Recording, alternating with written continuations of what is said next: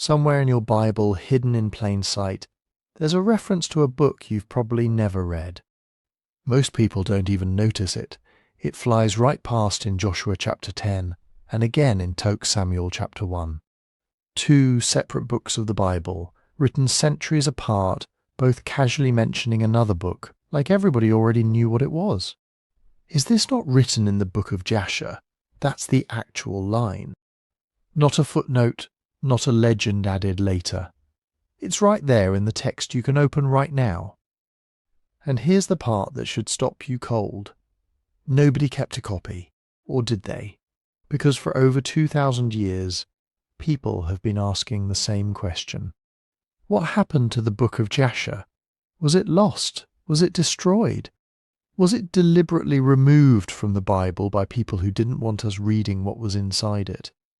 Today we're going deep into one of the strangest rabbit holes in biblical history. A book so obscure that most pastors have never opened it, yet so persistent that copies of something called Jasher have been circulating for centuries, claiming to be the real thing. We're talking giants that supposedly walked the earth both before and after a global flood. We're talking about catastrophic resets, entire civilizations wiped out and restarted like someone hit a cosmic reset button. We're talking about lost cities, places so old that even their locations have vanished from the map, swallowed by time, or maybe by something else entirely. But before we go further, I need to ask you something. Where are you right now, and what time is it there? I check the comments constantly, and it's honestly wild. Tokyo at sunrise, Chicago at midnight, all reading the same words at the exact same moment. It's one of my favourite things about doing this, so drop it below.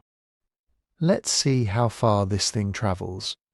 Now, here's what I want to be upfront about.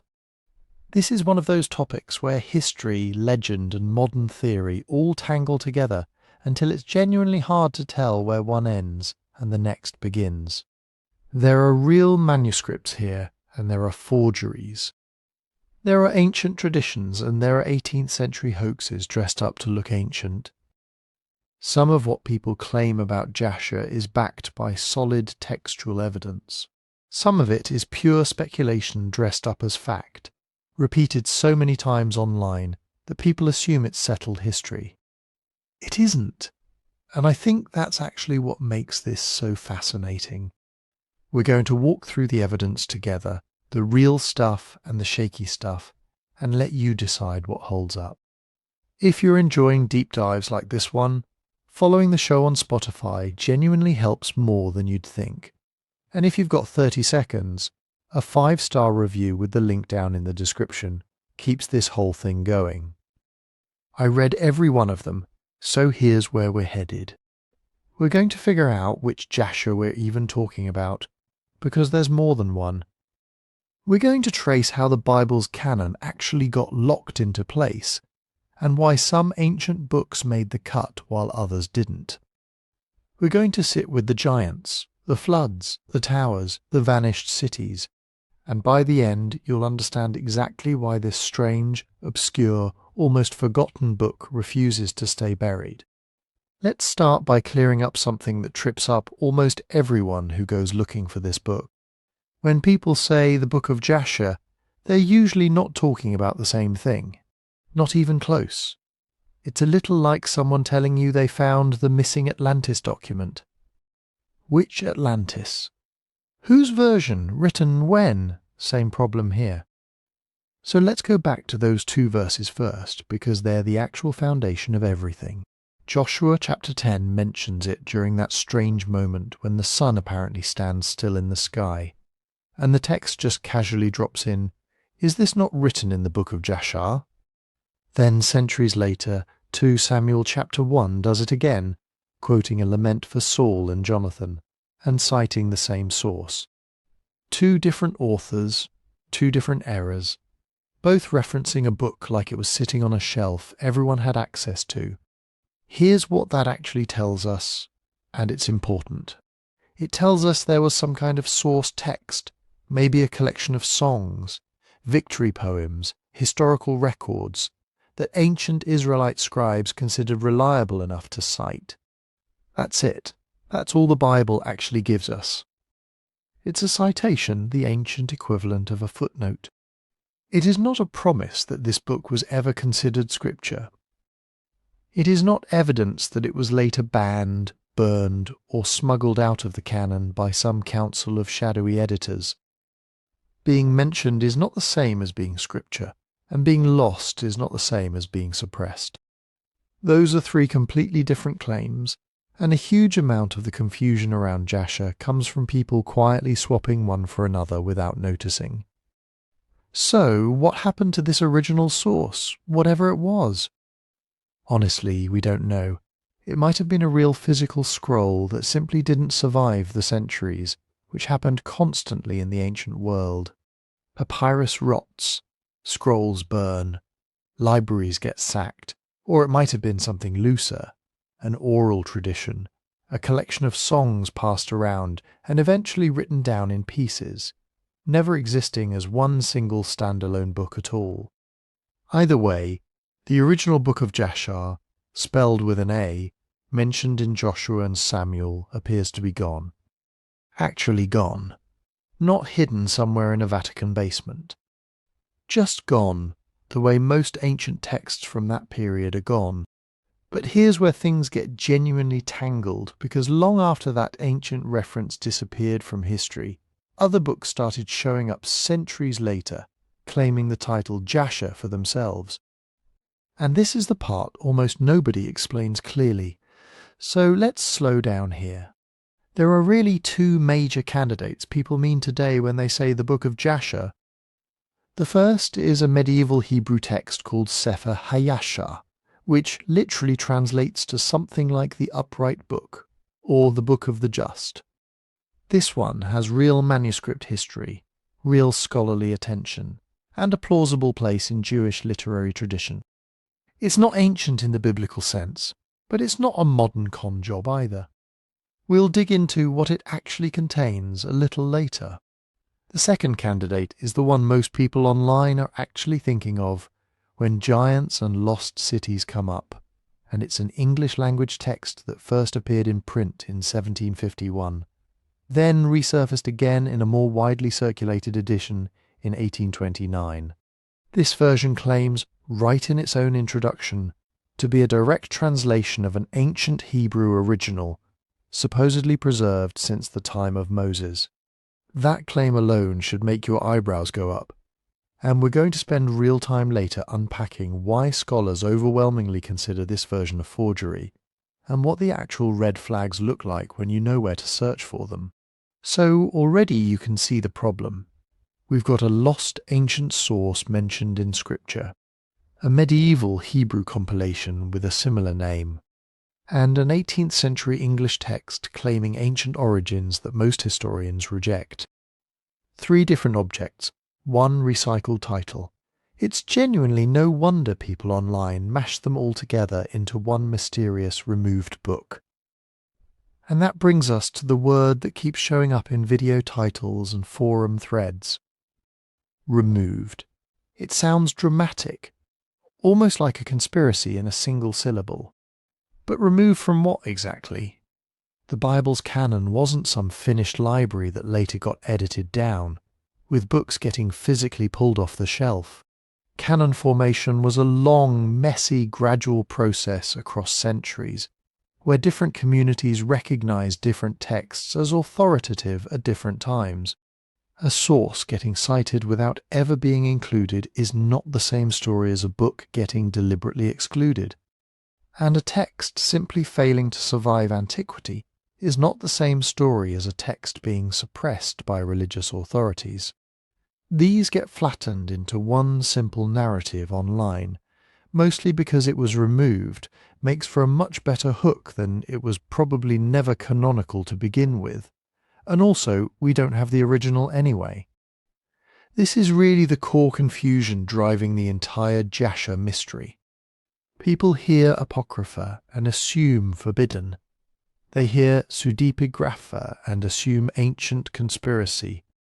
They hear forgery and assume it must therefore be meaningless. But these are separate categories doing separate jobs in scholarship, and conflating them is exactly how a footnote in Joshua turns into a viral claim about a secret book the church supposedly hid from you. So here's how we're going to handle it for the rest of this video. We're treating each Jasher as its own artifact. The ancient lost source gets evaluated on its own terms. The medieval Sefer haYashar gets evaluated on its own terms, with its own manuscript trail, and the 1751 and 1829 English editions get evaluated on their own terms too, forgery accusations and all. Keep those three separate in your head as we go, because once you do, the giants, the resets, and the lost cities actually start making a lot more sense. To really understand why a book like Jasher can be cited yet missing, we have to zoom out and look at the bigger machine it once lived inside. How the Bible itself came to be, and how any text survives more than a few generations in the ancient world. Start with something very unmystical, materials. Early Israelite texts weren't etched in diamond. They were written on animal skins and papyrus with organic ink, stored in houses, local shrines, maybe in a court archive if you were lucky. Fire, mould, rodents, war, simple neglect. All of those are more than enough to wipe out a library in one bad week. You didn't need a conspiracy, you just needed a leaky roof and a few decades. Now add the fact that Israel's story is not one of quiet continuity. You have the destruction of the northern kingdom by Assyria, the Babylonian conquest of Jerusalem, the temple burned, people exiled, archives captured or destroyed. Every one of those events is a massive filter on what survives. The scrolls that happen to be in a portable stash, or copied in time, or valued enough to be carried into exile, stand a chance. Everything else, including books everybody once knew by name, can vanish without a trace. This is where the word canon starts to matter, and it does not mean what internet lists sometimes make it sound like. There was no single ancient moment where someone slapped a leather binding on 66 books and declared, "Done." Instead, think of overlapping circles of texts with different levels of authority in different communities, changing over centuries. In early Judaism, some writings were clearly central. The Torah, the Law of Moses.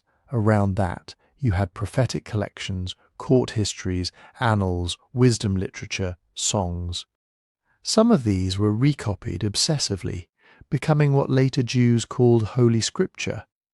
Others were used as sources quoted, mined for material, and then allowed to fade away when they felt less essential. By the Second Temple period, Jews in Judea, Jews in the Greek-speaking diaspora, and later various sects like the Essenes, all had slightly different practical canons, different bundles of books they actually read, copied and treated as sacred. The Dead Sea Scrolls give us a snapshot of this. In those caves you find copies of books that made it into the later Hebrew Bible, books that ended up in Catholic and Orthodox Bibles but not the Jewish canon, and books nobody today reads devotionally at all. To that community they were all part of a larger scriptural ecosystem. Early Christians inherit this moving target and layer on an entirely new one, the New Testament. For the first few centuries they're debating which Gospels, which letters, which apocalypses count as authoritative.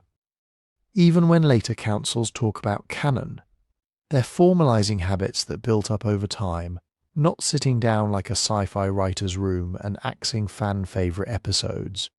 So if canon is a slow-moving community-based recognition of authority, where does a book like the ancient Jasher fit?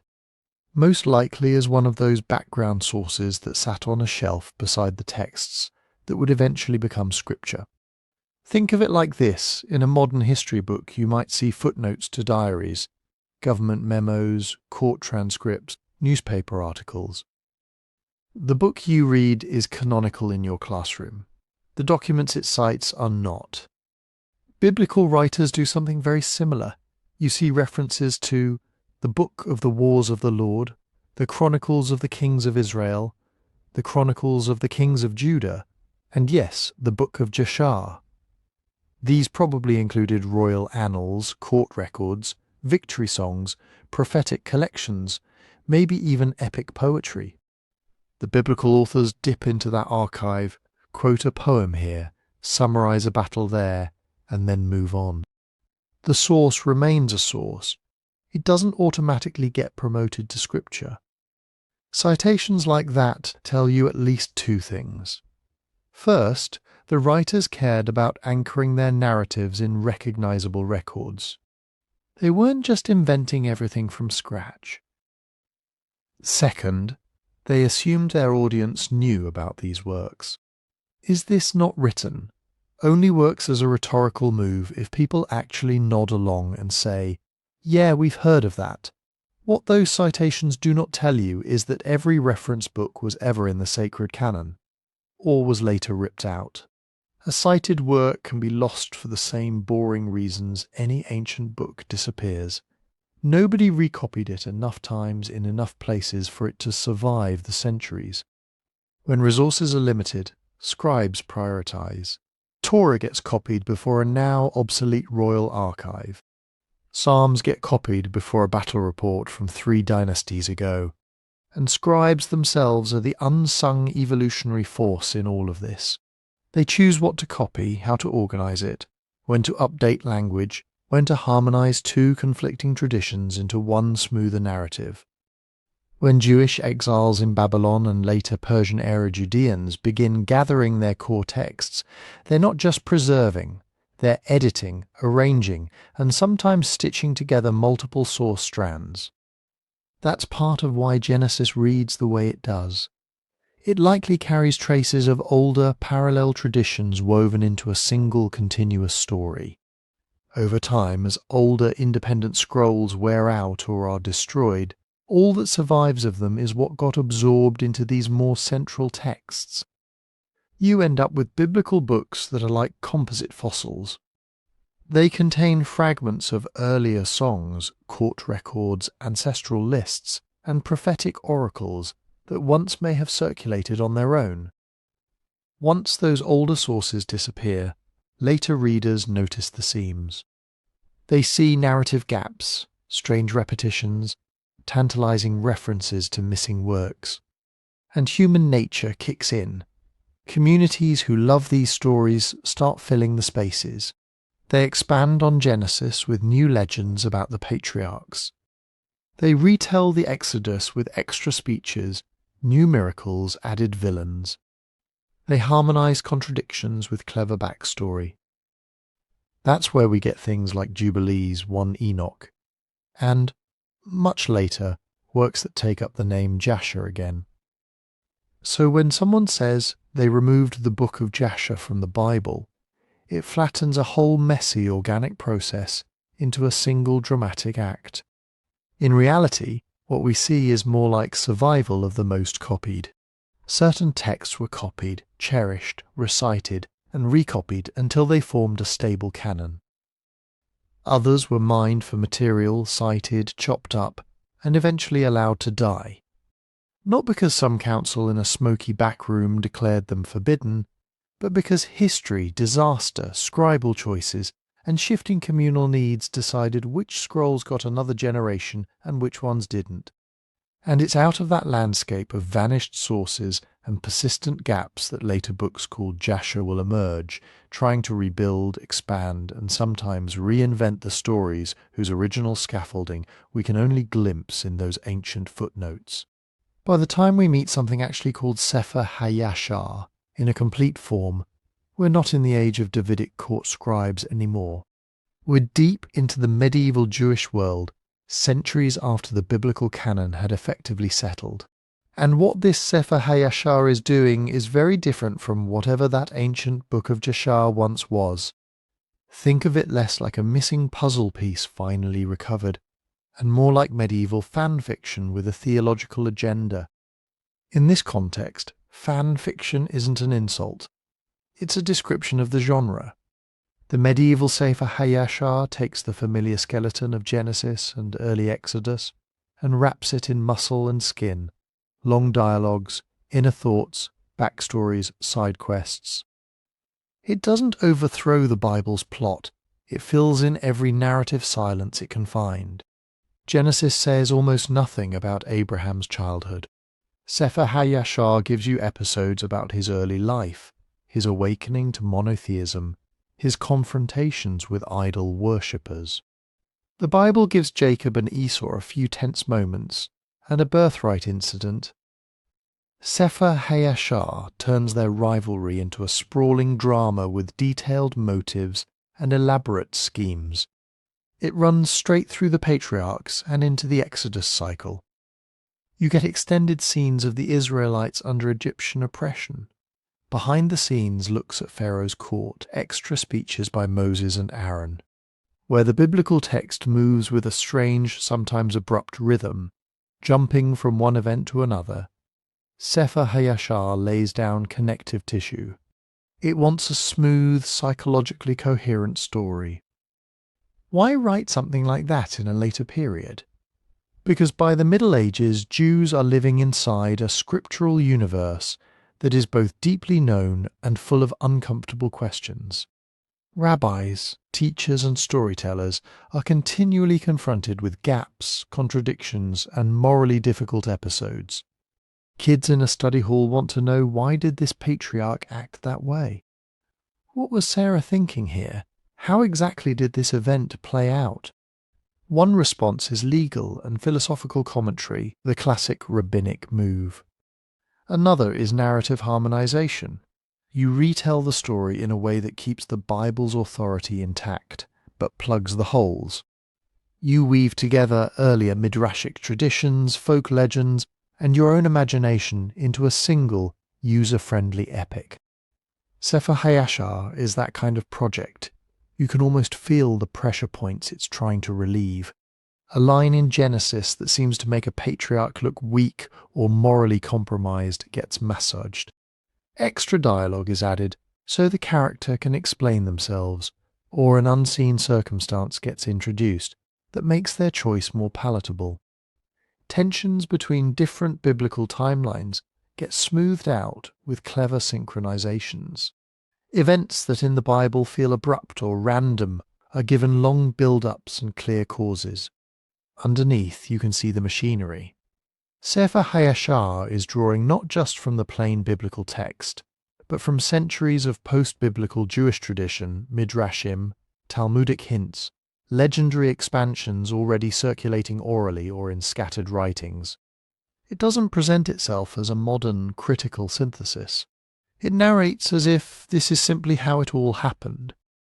But if you know the sources, you can watch it stitching them together. That's one of the big signals that we're dealing with a later composition, not a contemporary eyewitness record from the age of Joshua. The language is later Hebrew, not the archaic poetic style you'd expect from an early Israelite war scroll. The way it structures scenes, the rhetorical flourishes, the interest in explaining characters' motives, these all match medieval storytelling more than Iron Age annal writing. Its narrative goals are different too. An ancient court record cares about legitimizing a dynasty, recording a victory, preserving a treaty. Sefer haYashar cares about moral exemplars, theological coherence, and educational value for a post-Talmudic audience. It's didactic. It wants to teach you how to read the Bible, how to think about God's justice, how to see the patriarchs as righteous models despite all the messy details. Even its dependence on earlier post-biblical traditions gives the game away. You can trace echoes of rabbinic discussions, of legendary material about Nimrod, Abraham, Joseph and Moses that grew in late antiquity and beyond. A genuinely ancient Book of Jasher would be the soil those later traditions grow out of. This Sefer haYashar feels more like a carefully arranged garden of plants already in circulation. So why did it matter? Why didn't it just vanish as some obscure story collection? Because it scratches multiple itches at once. For traditional Jewish readers, It offered a way to experience beloved biblical narratives as a continuous, emotionally satisfying saga without betraying the canon.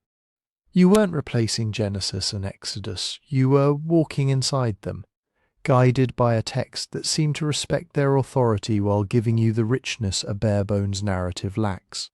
For later Christian and mystical readers, especially once it started being noticed in the early modern period, it looked like a window into what the Jews really knew about these stories.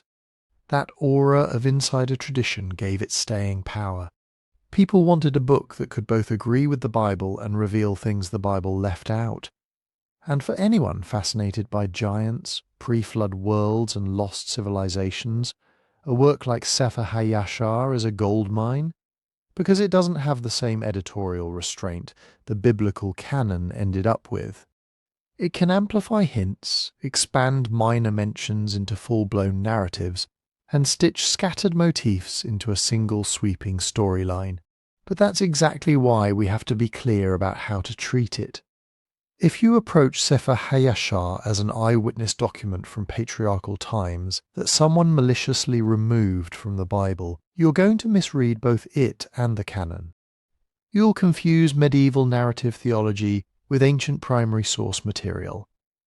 If you approach it as tradition-rich literature, a medieval attempt to gather, harmonize, and dramatize centuries of reflection on Genesis and Exodus, its value comes into focus. It becomes a witness to how later Jews read, questioned, and loved these stories. It shows you what bothered them, what they admired, what loose ends they felt compelled to tie up. It doesn't take you back behind the Bible to the lost court records and epic songs the original authors used. It takes you forward into the long afterlife of those texts, into a world where the canon is fixed but interpretation never stops moving.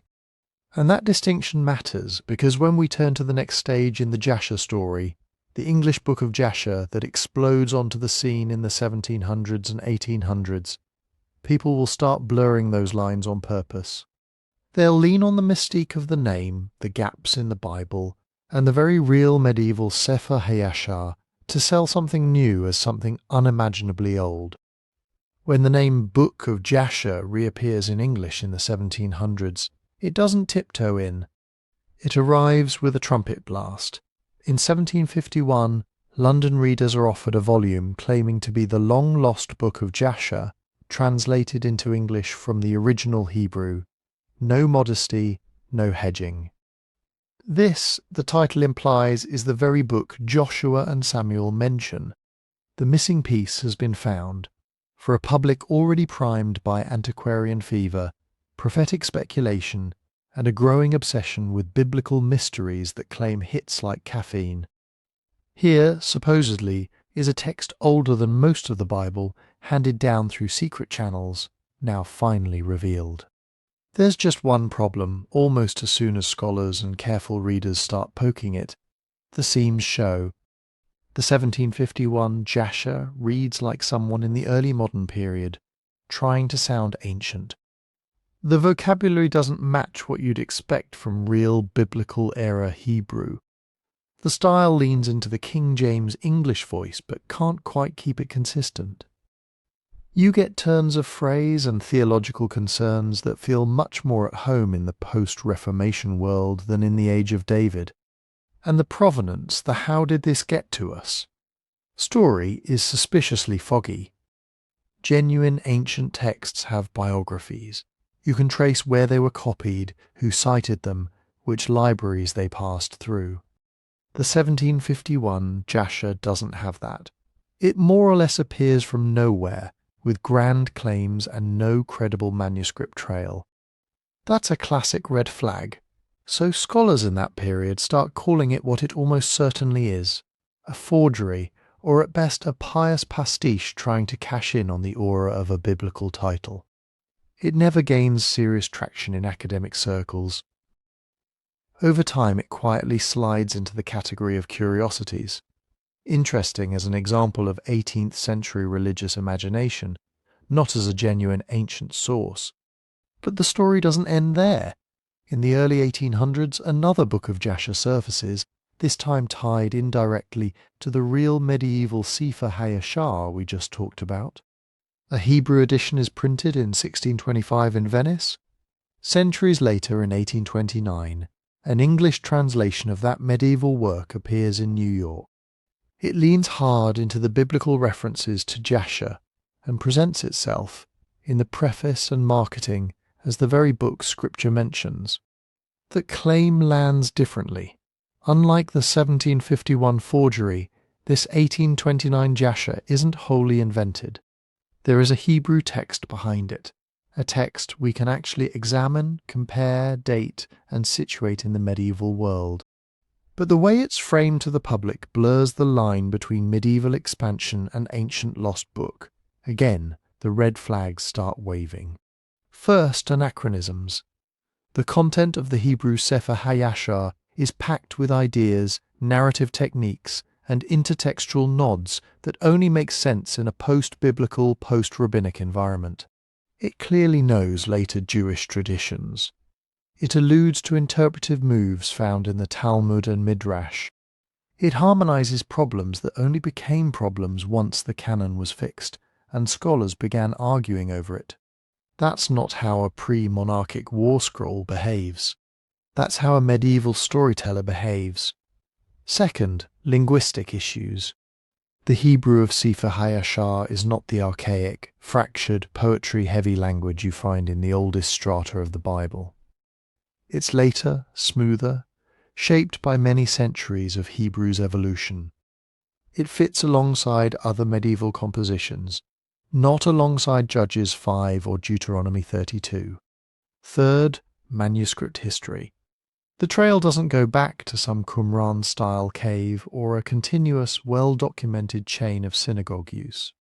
The earliest solid appearance we have is early modern print, with no persuasive evidence that this specific text existed in temple times or was ever part of an official Israelite archive. Put all that together, and the consensus among historians and philologists is, this is not the original Book of Jasher.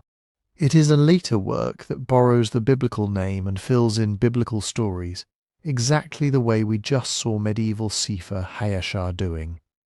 So why did people embrace it anyway? Because the 18th and 19th centuries were a perfect storm for lost book hysteria. You've got a Protestant culture obsessed with getting back to primitive Christianity and the earliest sources, romantic fascination with ruins, lost civilizations, and esoteric wisdom. The rise of archaeology, which is actually turning up genuinely ancient inscriptions and artifacts, making wild claims feel less implausible. And a popular religious imagination full of gaps. What happened to the Nephilim? What exactly was going on before the flood? What's behind that cryptic line about the Book of Jasher? Into that environment, a book that promises to answer all the questions the Bible leaves dangling, is irresistible. It offers insider information, secret backstory, the sense that you're finally seeing what they have hidden or lost. For some Christian groups, especially fringe or restorationist movements, in the 1800s, the translated Jasher becomes a kind of auxiliary scripture, useful, fascinating, spiritually stimulating. For some occult and mystical circles, it's a treasure trove of alternative history. For ordinary readers, it scratches the itch the canonical text won't scratch. Tell me more. You can see the psychology at work. When a story you're invested in keeps gesturing to things off-screen, giants, pre-flood cities, mysterious books, any document that claims to step behind the curtain is going to attract devotion, even if the historical case is weak. So how do you handle texts like this responsibly, without just shrugging them off or swallowing them whole? There are a few basic checks historians use, and we can use them too. Provenance. Where did this text come from? Who had it before? Can we follow its trail through real documented history, or does it just appear one day with a dramatic backstory and no paperwork? Manuscript history. Are there multiple manuscripts from different times and places that show a stable tradition? Or is there a single late witness that suddenly claims great antiquity? Language and style? Does the grammar, vocabulary and literary style match the period it claims? Or does it sound like someone from a much later era playing dress-up in ancient clothes? Comparative checks. How does it relate to other known texts? Does it clearly depend on later traditions? Does it fix problems that only later readers would have noticed? Does it reuse phrases and ideas that don't exist yet in the era it supposedly comes from? If a lost book fails most of those tests, that doesn't make it worthless. It just changes what kind of evidence it is. Instead of being a window into antediluvian history, it becomes a window into the imagination of the people who produced it. And that's where we need to set a ground rule for the rest of this video. From this point on, whenever a story, detail or claim comes from a disputed Book of Jasher edition, especially the early modern English ones or the medieval Sefer haYashar, we're going to say so. We'll tag it as later tradition, not original Bible-era documentation. When we talk about giants, pre-flood resets and lost cities, we'll separate. Here is what the biblical text says, here is what confirmed ancient sources add, and here is what Jasher-type expansions imagine on top of that. That way we can still explore the wild narratives, the expanded scenes, the giant lore and catastrophe motifs that make these texts so captivating without confusing medieval and modern storytelling with something ripped straight from Joshua's royal archives. So what exactly are we dealing with when we read something like Sefer haYashar or one of the later Book of Jasher translations? We're not just dealing with a random fanfic bolted onto the Bible. We're dealing with a whole genre that shows up again and again in Jewish and Christian history, rewritten scripture. In this genre, you don't throw the Bible away, you keep the skeleton. Same characters, same basic plot, creation, flood, patriarchs, exodus, conquest. But you start packing the gaps with flesh. You smooth over awkward transitions, explain motives that the original leaves unsaid, and turn cryptic lines into full-blown scenes with dialogue, backstory and moral commentary. In Jewish terms, a lot of this smells like midrash, not in the narrow technical sense of a rabbinic legal argument, but in the broader sense, what might have been going on here? What does this text want to teach us? How can we imagine the story in 3 dimensions? Sefer haYashar works like that. So do other famous expansions, Jubilees, the Enochic writings, various testaments of the patriarchs, and later Christian apocrypha about Jesus' childhood or Mary's parents. They all follow the same impulse. The canonical story is true and authoritative, but it's not enough. It leaves too much off-screen. So what were audiences actually hungry for? First, missing years. The Bible loves time jumps, and after many days, and it came to pass, when the child grew, whole decades vanish in a sentence. Abraham's youth, Noah's early years, the childhood of Moses, the blank spaces between big events. Later readers stare at those ellipses and start asking, okay, but what happened? Jubilees responds by mapping everything onto a precise calendar. It tells you who was born in which year, which festival lines up with which event, how long each patriarch lived, with which wife in what sequence. It takes Genesis and runs it through a spreadsheet. Sefer haYashar does something similar in spirit, though less obsessively. It strings episodes together, names otherwise anonymous characters, fills in side quests. You can almost feel the satisfaction. The world before the flood and the world after it stop being just 2 or 3 chapters and start feeling like a long, continuous saga. Second, character motivations. The Bible is often brutally minimal. Cain rose up against his brother Abel and killed him. That's it. No inner monologue, no months of growing resentment, no overheard conversations. You're left to infer. Rewritten scripture hates that. It wants to know what Cain was thinking, what Satan said, what advice Adam gave that Cain ignored. It wants speeches, arguments, the psychological build-up to a key decision. Not because the authors think they were literally there with a recorder, but because exploring motives turns stories into moral laboratories. Here's how temptation works. Here's how pride grows. Here's a warning for you. Third, moral lessons. Later audiences don't just want more data. They want clearer takeaways. If a patriarch lies, cheats, or wages war, expansions rush in to protect their reputation or to underline a lesson. An ambiguous choice gets new framing, either heavily justified or explicitly condemned. Enoch becomes a visionary sage explaining heavenly secrets. Abraham's tests become more elaborate. Pharaoh's arrogance becomes cartoon level, so that God's justice looks even more stark. Jubilees does this by recasting the patriarchs as almost flawless observers of later Jewish law long before Sinai. Enochic traditions do it by turning Genesis 6 into a full demonology and ethics of forbidden knowledge. Sefer haYashar does it by making patriarchs and villains speak in long, clear, sermon-like speeches. Now here's where things get interesting for historians. Just because a work is late doesn't mean every detail in it is invented at the last minute. Expansions can carry very old folklore. Think of oral tradition as a river. Stories get told, retold, embellished, argued over at the dinner table, and acted out in festivals.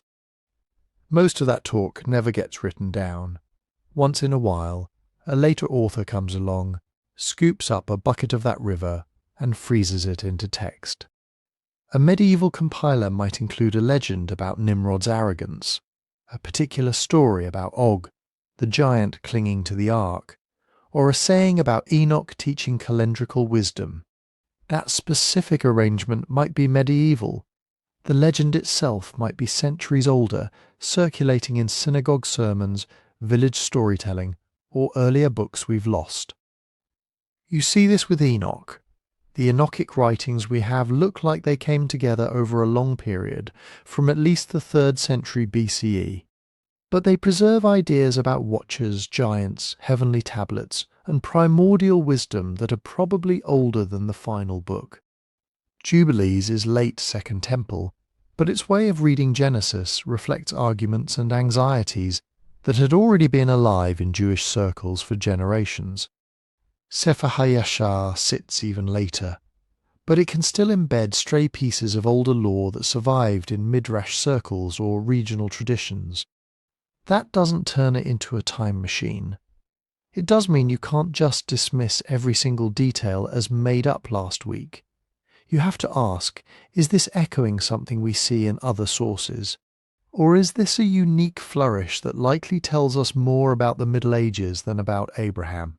Because that cuts both ways if expansions can preserve old fragments. They also absorb new concerns. Each retelling wears the clothes of its own era. Jubilees obsesses over calendar disputes that mattered intensely in Second Temple Judaism.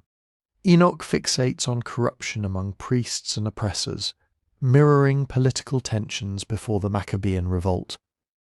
Medieval Sefer haYashar reflects a world already saturated with rabbinic interpretation, where questions about law, merit, suffering and exile are front and center. So when Sefer haYashar elaborates on a famine, a plague, or a tyrant king, it's not just thinking about Genesis, it's thinking about crusades, expulsions, and medieval power. When it paints giants, rebels, and lost cities in a certain way, it's doing theology for its own community, under its own pressures. That's why we need a practical reading strategy.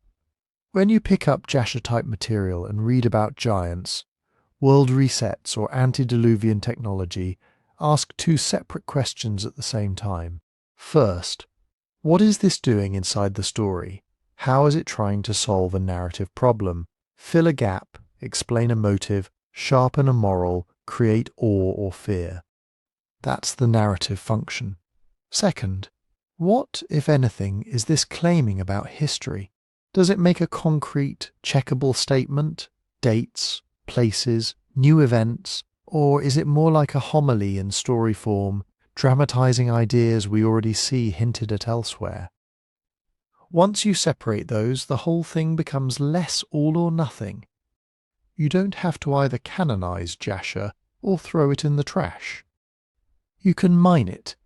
You can say this passage is clearly a medieval sermon in costume, but this motif about giants cropping up after the flood also appears in earlier Jewish sources. Maybe that reflects a long-running interpretive tradition about the Nephilim problem. You can enjoy the elaborate backstory of Nimrod while recognizing that its main job is to embody the archetype of the arrogant empire, not to give you a GPS coordinate for Babel. Read expansions as conversations with scripture across time, not as secret deleted chapters. When you do that, you can still get a lot of insight into why giants, resets, and lost cities fascinated people in every era. And with that framework in place, we can finally dive into those themes themselves, starting with the one that always grabs people first, the giants. Who or what were the Nephilim, and why do they keep coming back? If you open a standard Bible and ask, where are the giants? You actually don't get that much to work with. You get Genesis 6. A few lines before the flood, the sons of God saw that the daughters of men were fair. The Nephilim were on the earth in those days, and also afterward, these were the mighty men who were of old, men of renown. And then, boom, the story moves on. No origin story, no detailed description, no family tree. Just this cryptic aside that feels like a door left half open to a much bigger narrative. Later, in Numbers 13, the Israelite spies come back from Canaan saying, "We saw the Nephilim and we seemed like grasshoppers in our own eyes," but even there, it's not explained. Are they exaggerating? Are they seeing the same Nephilim Genesis hinted at? Or are they just using a legendary name for huge, terrifying warriors? So right from the start, the biblical data is thin and ambiguous. Nephilim might be linked to a Hebrew root meaning fallen, but fallen how? Fallen from heaven? Fallen in battle? Fallen morally? And those mighty men of old, men of renown, are they heroes, villains, or both at once? That little ambiguity is like dry tinder. Later traditions throw sparks at it, and it bursts into flame. In Second Temple Jewish writings, especially the Enochic literature, Genesis 6 stops being just a cryptic aside and becomes the launchpad for an entire mythic cycle. Those sons of God become watchers, heavenly beings who abandon their proper station and descend to earth. They take human wives, father giant offspring, and teach forbidden arts, weapon-making, cosmetics, sorcery, astronomy in the sense of omens and fate. The giants in these stories aren't just tall. They are symbols of excess size, excess appetite, excess violence. In 1 Enoch, the giants devour human food. Then, when that runs out, they start devouring humans. The world tips toward chaos. This becomes one of the main reasons for the flood, to wipe out the hybrid creatures and the corrupted knowledge that came with them. Other cultures tell similar stories. Greek myths remember an age of heroes and demigods, Heracles, Achilles, children of gods and mortals larger than life, often morally ambiguous.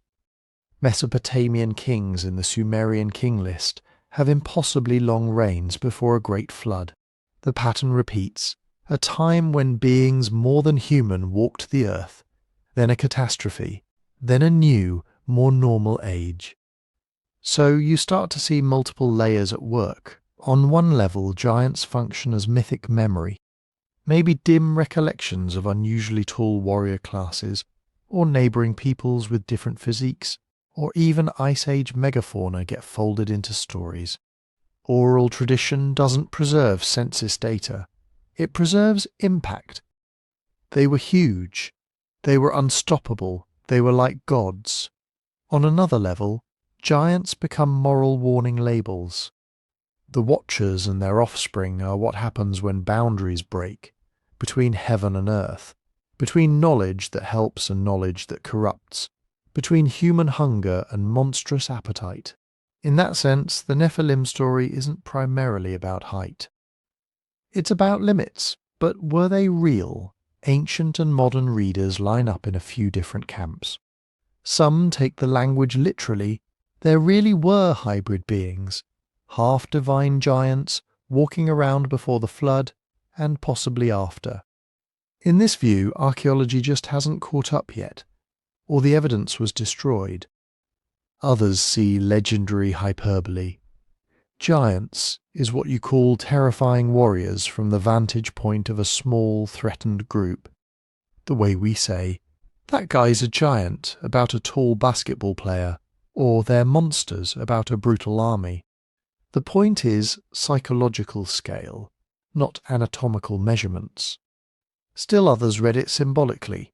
Nephilim and mighty ones stand for predatory elites, tyrant kings who behave like gods, crush the weak and fill the earth with violence.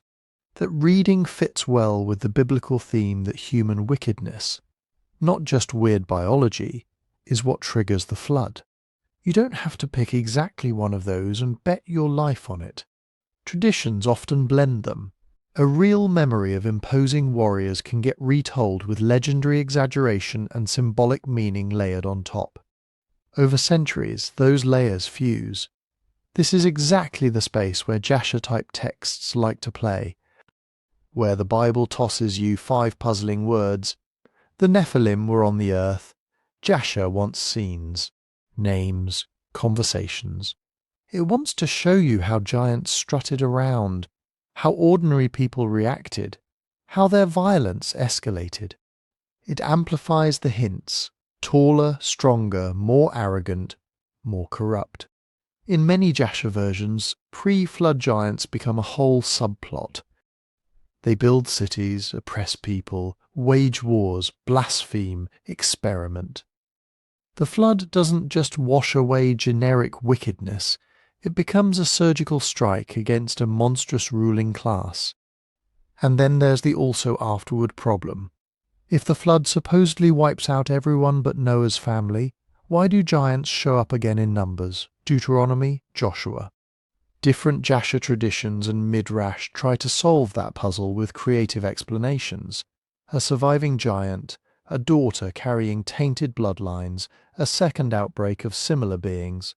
We'll get into that more in the next section, when we look at post-flood giants. For now, notice what's happening narratively. Giants are doing a ton of work. They sit on the boundary between human and divine. Are they the children of gods and humans? Are they humans trying to play God? Either way, they mark the edge where categories blur.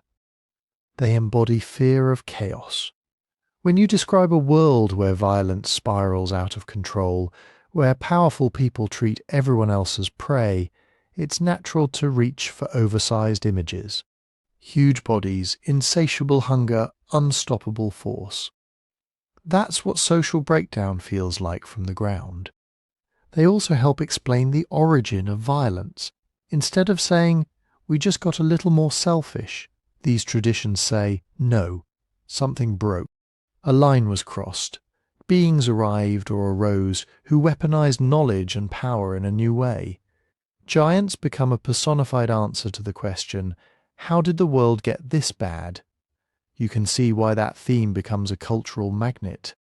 Every age that feels dominated by unaccountable power, predatory elites, or runaway technology can look back at the giants and say, ah, we know this story. But that popularity is exactly why we have to be careful. The fact that a motif is emotionally satisfying, or theologically useful, or endlessly reusable in sermons and legends, doesn't by itself tell us how historical it is. A giant in Jasher, a giant in Enoch, and a giant in a medieval homily might all trace back to Genesis 6. That shows us a long-running interpretive tradition. It does not automatically show us a photograph of the antediluvian world. So when we meet giants in Jasher or in any expansion, we hold two questions side by side. What is this doing as story, as moral warning, as boundary image, as mythic memory? And separately, what, if anything, can we responsibly say about the reality behind it? Keep that double vision in mind, because the Nephilim puzzle doesn't end with the flood. The Bible itself says, and also afterward, which raises the next problem. If the reset happened, why are the giants still around? So let's pick up that loose thread. If the flood is supposed to be a hard reset, everything wiped, humanity rebooted from one righteous family, why do we run into giants again just a few books later? You don't have to dig deep. Open Deuteronomy and Joshua, and you're suddenly in a landscape populated with names like Anakim, Rephaim, Zamzumim, Emim. The text will casually say that too was considered a land of Rephaim, or Og king of Bashan remained of the remnant of the Rephaim, as if you already know what that category is. And remember Numbers 13, we saw the Nephilim there, we seemed like grasshoppers. That also afterward line from Genesis suddenly has legs, or very long legs. That's the narrative problem. If you read the flood as literally global and totally annihilating, you now have to explain a post-flood giant ecosystem. Either a someone or something survived the reset who wasn't supposed to, or B, we're not talking about the same kind of beings at all, even though the language sounds similar. Traditions, unsurprisingly, go in both directions. One family of explanations tries to maintain a single continuous giant story. The giants before the flood and the giants after are connected. Same lineage, same corrupted blood, same basic threat. Jewish midrash and later giant lore invent all kinds of bridging details. In some versions, a giant, often named Og, clings to the outside of the ark, or rides on its roof, or is fed through a window by Noah. In others, one of Noah's sons or daughters-in-law carries a corrupt bloodline through the flood, like a recessive gene that reappears generations later. Jasher-type texts sometimes play with this, hinting that certain clans in Canaan aren't just tall, they're the re-emergence of antediluvian horror. From a narrative standpoint, this is elegant. The world's wickedness isn't a random accident. It's the unfinished business of a pre-flood rebellion. Another family of explanations goes the opposite direction. It says, slow down. Nephilim and Rephaim and Anakim may be drawing on old words and legends, but in the conquest stories they're mostly talking about human enemies described with terrifying language. Here, giant is part of war rhetoric. Of course the Canaanite warriors are enormous. Of course their cities have walls up to heaven. That's what they feel like when you're the one sent in as cannon fodder. You can see this even inside the biblical text. The spy's report in Numbers is explicitly labelled as a bad report, an exaggeration that spreads panic. Later, the same generation's children do in fact conquer the land. Whatever like grasshoppers meant, it clearly wasn't an objective military assessment. So some interpreters argue that post-flood giants are what happens when legendary language collides with real frontier fear. Strong, entrenched populations with fortified cities get talked about using the scariest category you have. If your ancestral memory has a word for those terrifying ancient ones from before the flood, that label is going to get recycled. Now, put Jasher into that mix. Jasher loves continuity. Where the canonical text is content to leave ambiguities hanging, Jasher often tries to hook them together into a smooth chain of cause and effect. So in some Jasher traditions, the post-flood world isn't a clean slate. Seeds of pre-flood corruption survive literally in the ground or metaphorically in bloodlines. Cities are rebuilt on old foundations. Certain clans are marked as inheritors of the old giant legacy. When Israel's spies see the sons of Anak, they're not just encountering tall people. They're confronting the echo of the world God once judged. That does a few things at once. It raises the stakes of the conquest. Driving out the nations isn't just geopolitics, it's a cosmic clean-up operation. It also justifies fear. If your grandparents told you stories about monsters who nearly destroyed the world, and then you're sent into a valley and see warriors who look like that description, you're going to come back saying, "We're dead men," and it intensifies the moral frame. These aren't just other tribes with different gods. They are symbolically aligned with the old rebellion, the old violence, the old hybridization of power and corruption. But step back and think about how frontier storytelling works in general.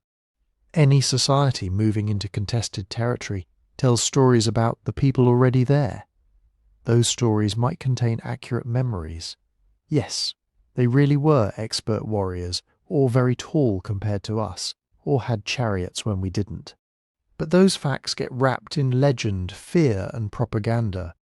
You can see this pattern all over history. Roman writers talk about towering Gauls. Medieval chronicles describe Saracen knights as almost superhuman riders. Early American settlers hear and retell stories about giant native warriors. In every case, real encounters blend with rumour, and rumour blends with inherited myth categories. The Canaanite frontier would have been no different. The Israelites are newcomers to a patchwork of city-states, highland clans, and older peoples. Some of those groups may have genuinely stood out physically. Others stood out technologically or militarily. The easiest way to describe that impact is they were like the giants of old. So when modern giant theories start here, with the Anakim, Rephaim, and Og's iron bedstead, they're tapping into a real tension in the texts. There is smoke, but some readings try to skip past everything we know about ancient war rhetoric, mythic language, and memory, and jump straight to, therefore there must be a suppressed global race of 12 to 30-foot humanoids whose skeletons are hidden in museum basements. That's where the overreach happens. Using the giant language in Deuteronomy and Joshua to argue that ancient Israelites sometimes thought of their enemies as huge, terrifying, maybe legendary, is reasonable. Using it to build an entire alternative anthropology, with no unambiguous physical evidence, is a different leap. Retellings like Jasher sit right in the middle. On one hand, they preserve and expand the older imagination. Yes, there were beings called giants. Yes, they're part of the story before and after the flood. Yes, some traditions saw continuity there. On the other hand, they show you how fluid that material is. The more centuries pass, the more detailed the giants become. Their heights grow, their deeds expand, their connections to secret knowledge, lost technology, and conspiracies multiply. So when you read about post-flood giants in Jasher or similar works, you can ask two parallel questions again. What is this doing inside the story world? It's making the conquest feel like a showdown with the remnants of primordial chaos. It's turning geopolitical struggles into mythic drama. And what is it doing in the real world of the people telling it? It's giving a small, embattled community a narrative where their fears, their enemies, and their hopes are all plugged into a bigger cosmic arc. Modern giant theories inherit that same urge. They want our world, with its unexplained ruins, its missing data, its unsettling power structures, to be part of an ongoing giant saga. The question is how far we can follow that urge without leaving the evidence behind. And that question doesn't just show up with giants. It shows up any time we talk about resets, like the flood itself. If the world really did start over, at least in the story, what exactly was being reset? Just the people, the power structures, the cities. The knowledge? That's where we're headed next. When people online talk about a reset, they usually mean more than just a bad day. They're talking about a civilizational heartbreak, a catastrophe that wipes the board. Cities gone, tech gone, memory gone. The survivors wake up in the wreckage of a world they can't fully remember or rebuild. A new order rises on top of the ruins of the old. In that sense, the Genesis flood is the prototype reset story for a huge chunk of the world's imagination. The biblical version is stark. Human violence and corruption fill the earth. God regrets making humanity. A single family is chosen, given a plan, a boat, a countdown. The waters rise, everything outside the ark dies. When the waters recede, Noah steps out into what the text treats as a new creation week. New covenant, new rules, new start. But the moment you zoom out beyond the Bible, you realize this isn't a unique idea. The ancient Near East is dense with flood traditions. In the Atrahasis epic and the flood portion of the Epic of Gilgamesh, the gods are tired of human noise, or of overpopulation, or of some combination of irritation and fear. They send a flood.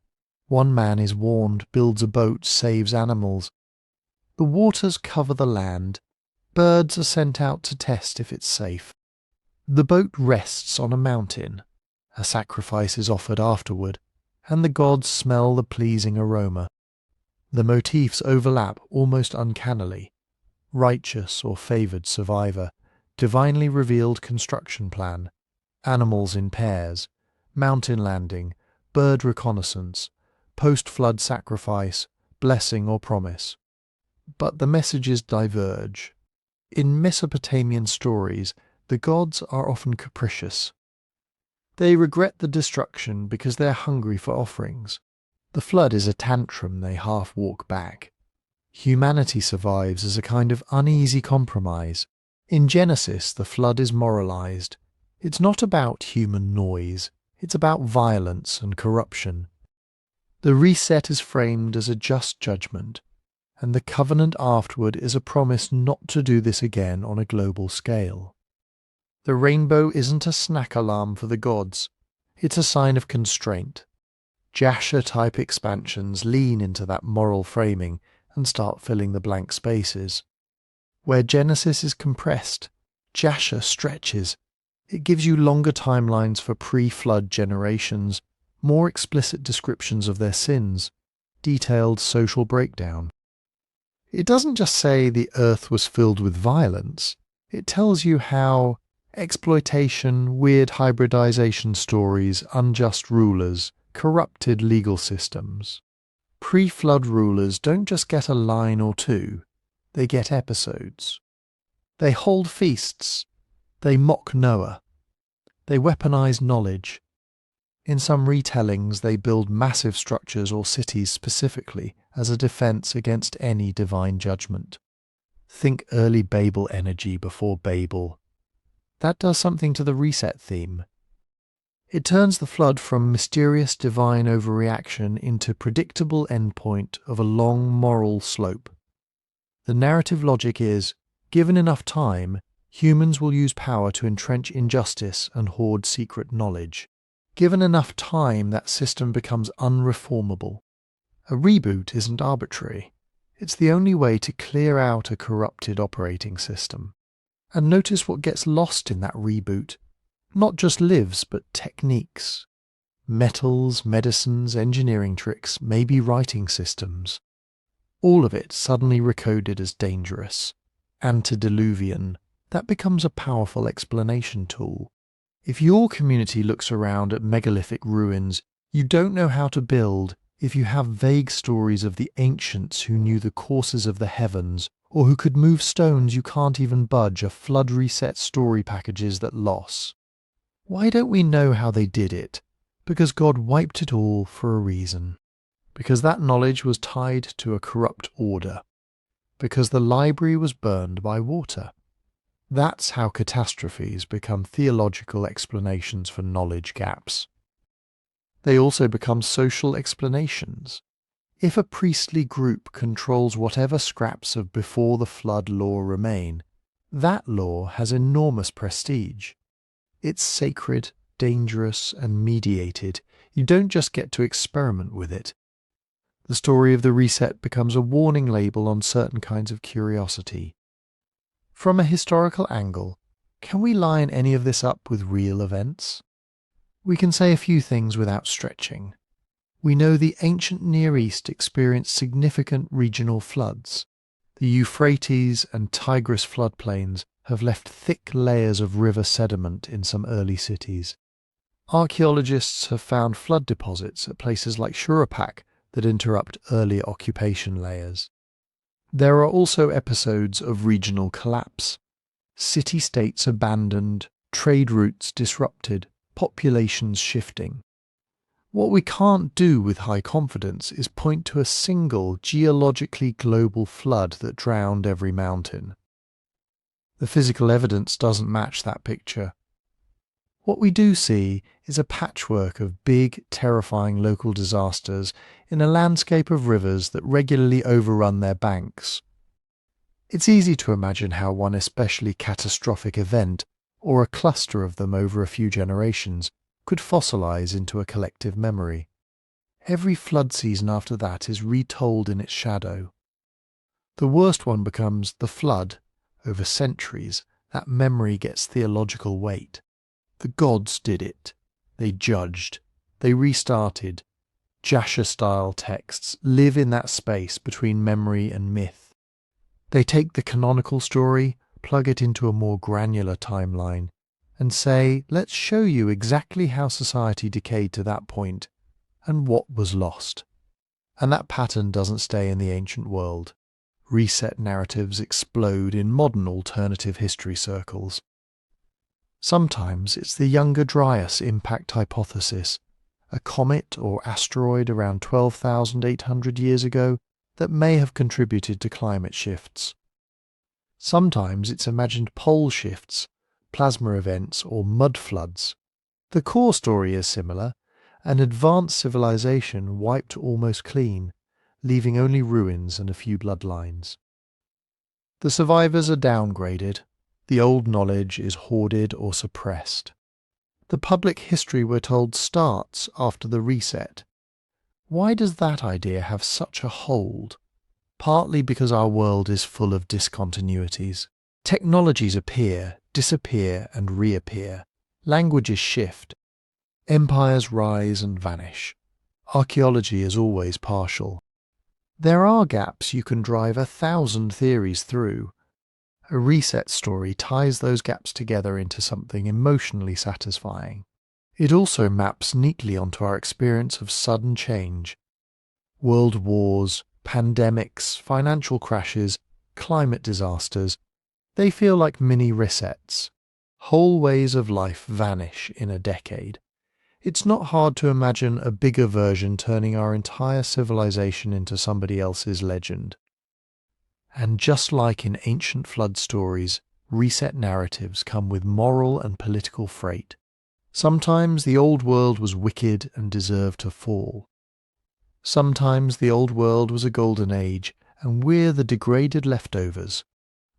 Sometimes elites survived with their tech and rule us from the shadows. Sometimes the reset is yet to come, and you need special knowledge to prepare. Jasher sits right in the middle of that psychology. It reassures you that resets are part of the story, that God has nuked the system before and might again, while also insisting that what really carries through the catastrophe is moral alignment and covenant, not gadgets. The giants can drown, the towers can fall. What survives in the narrative is the family that walks with God. But the idea of a world reboot lingers. Once you start looking for it, you see it again at Babel, in Sodom, in the Exodus smaller-scale wipes, new beginnings, scattered cities. The flood is the big one, the archetype, the model of what a total reset looks like. Next, we'll watch that same logic shrink down and go vertical. Not water this time, but language. Not a planet-wide ocean, but a half-built tower and a suddenly fractured human network. After the flood, Genesis doesn't waste time showing you how quickly humans start acting like humans again. We get vineyards, curses, political alliances, and then, almost abruptly, this strange little story about a tower in a plain. It's short, it's dense, and it reads like a second reset, only this time the weapon isn't water. It's words. The core biblical version is almost minimalistic. All the earth had one language and the same words. People migrate east, settle in the plain of Shinar, and decide to build a city and a tower, with its top in the heavens. Their motive line is important. Let us make a name for ourselves, lest we be scattered over the face of the whole earth. In other words, we don't want another reset. We don't want dispersal, vulnerability, or the fragility that comes from small separated groups. We want consolidation, centralization, a monument that anchors identity and power in one place.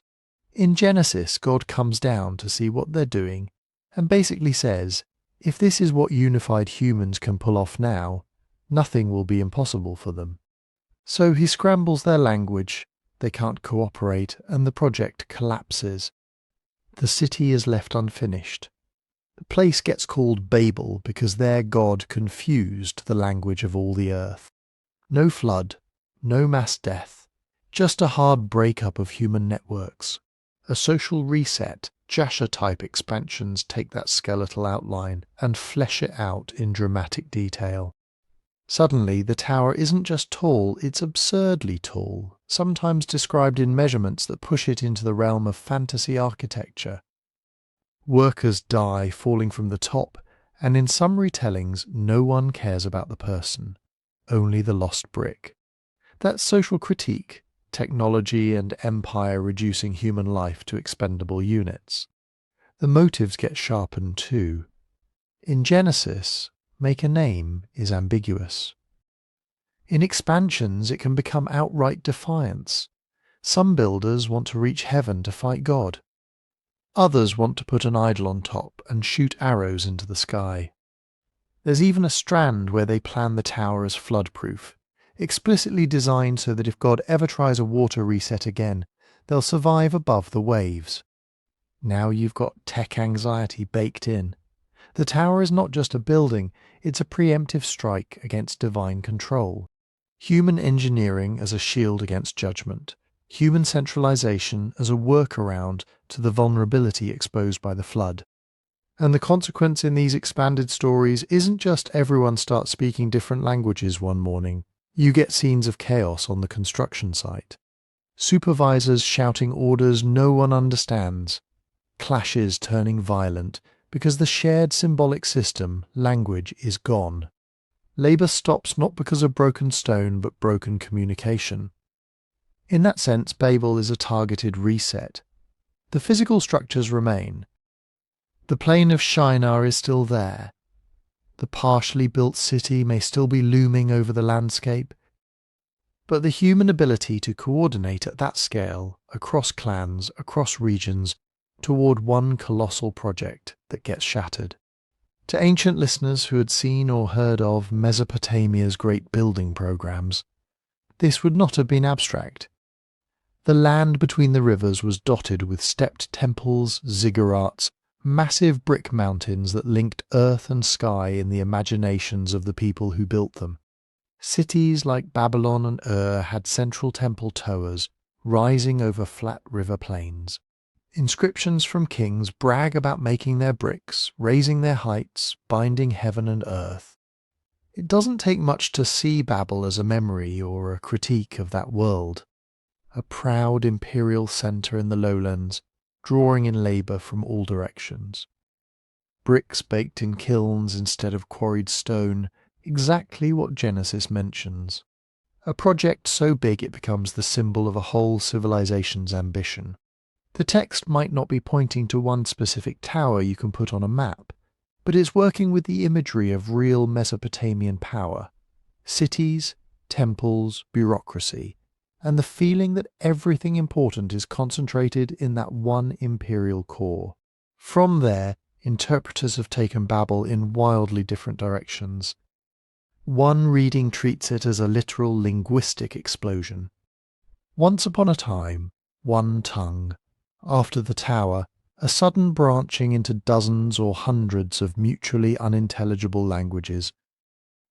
Under that view, Babel is a historical pivot point in human speech, almost like a divine version of a speciation event.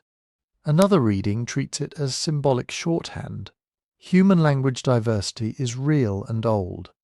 We can trace family trees of languages that go back many thousands of years and don't collapse neatly into a single recent origin.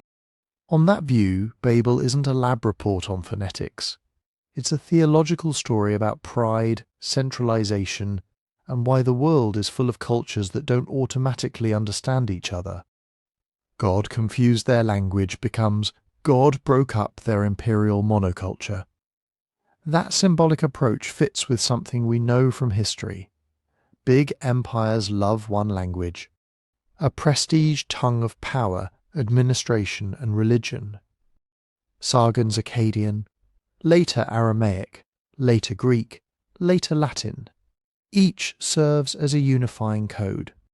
The Babel story can be read as a warning about what happens when you fuse that linguistic unity with an arrogant refusal to be scattered. You get a brittle system that God or history will eventually fracture. Now fold in the lost city imagination. If you live centuries later and travel through Mesopotamia, you might see abandoned mounds, toppled towers, broken ziggurats, half swallowed by dust. You might see inscriptions in scripts you can't read, bricks stamped with names of kings no one remembers.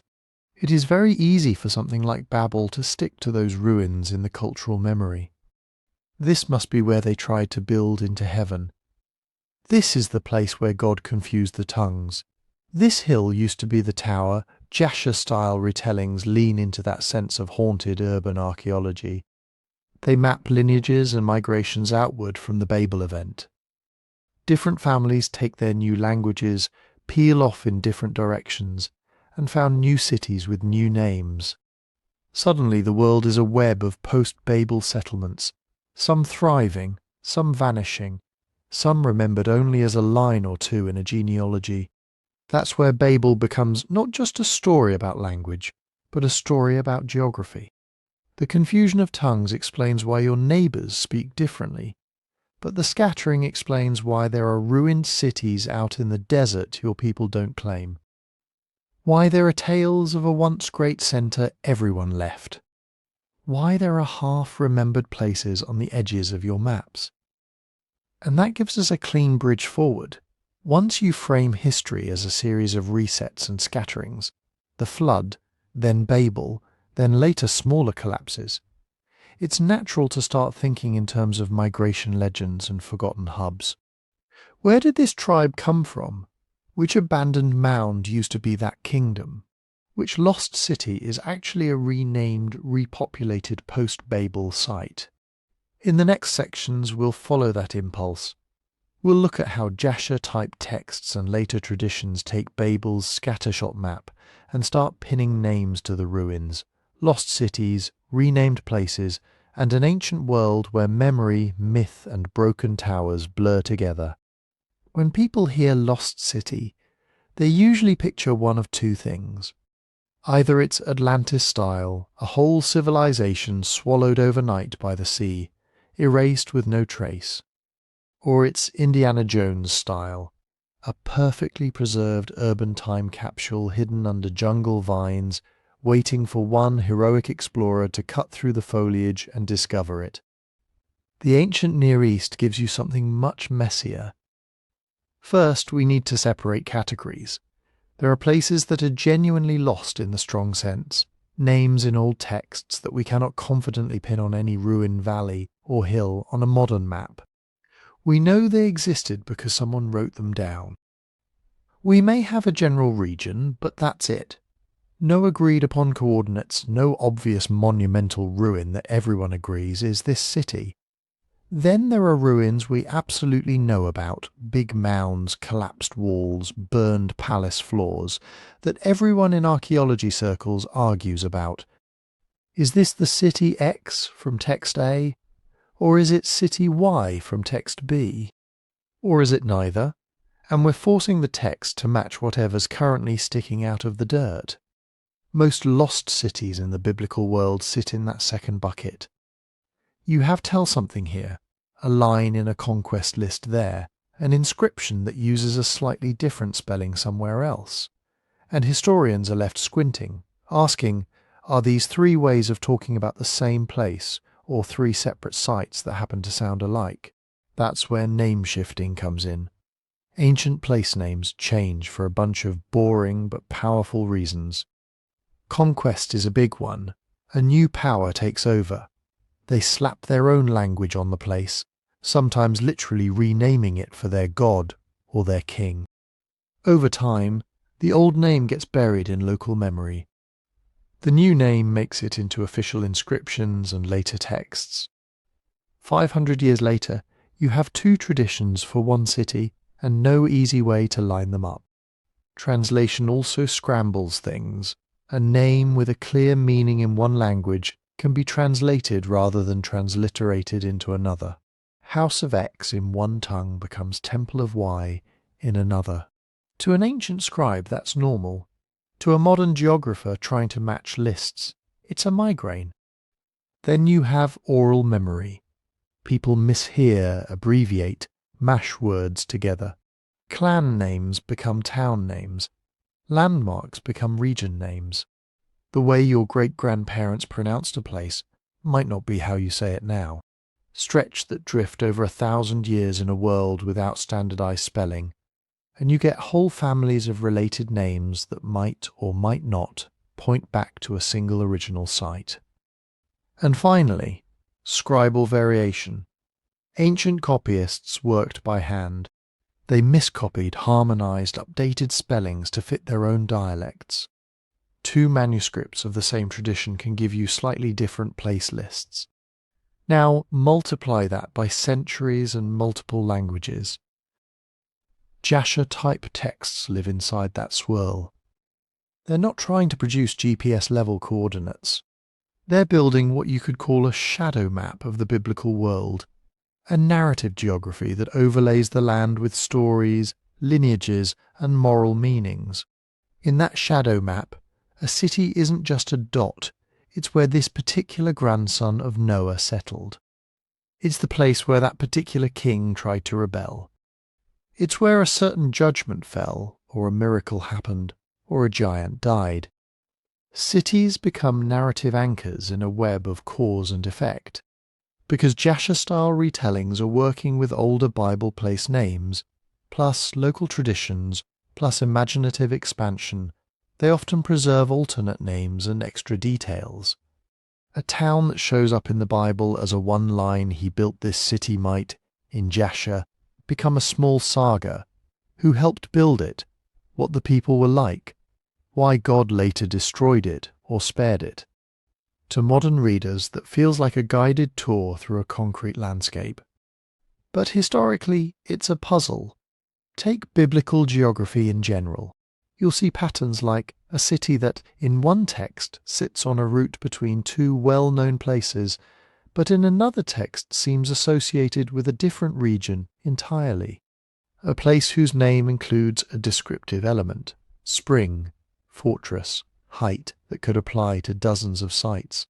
Lists that seem to be organized north to south or east to west, but then suddenly jump in a way that doesn't fit our modern maps. Are we dealing with a renamed site? A migration of the same clan to a new location, carrying the old name with them? A scribal error in a list copied centuries later? Or are we just forcing our expectations of neat cartography onto an ancient mental map that didn't care about precision in the same way?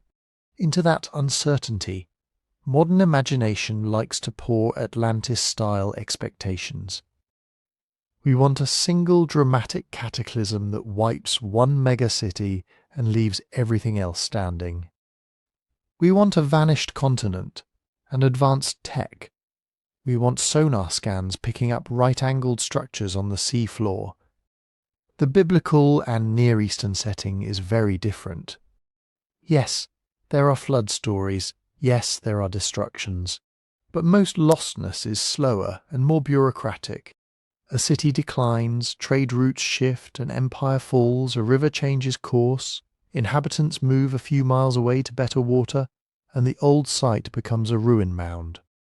A later kingdom builds nearby, uses a variant of the name, and now you've got two candidates for one line in Joshua. Jasher-type expansions thrive in that environment. They backfill the gaps. This mound over here, that's where such and such pre-flood figure once lived. That valley there, that was once called something else before God judged it. They don't need a sunken supercontinent. They need a landscape full of ambiguous ruins and half-remembered names. Historians and archaeologists approach this like a three-way negotiation. First, texts, Bible books, Jasher-style expansions, later Jewish and Christian geographers, Mesopotamian records, Egyptian inscriptions.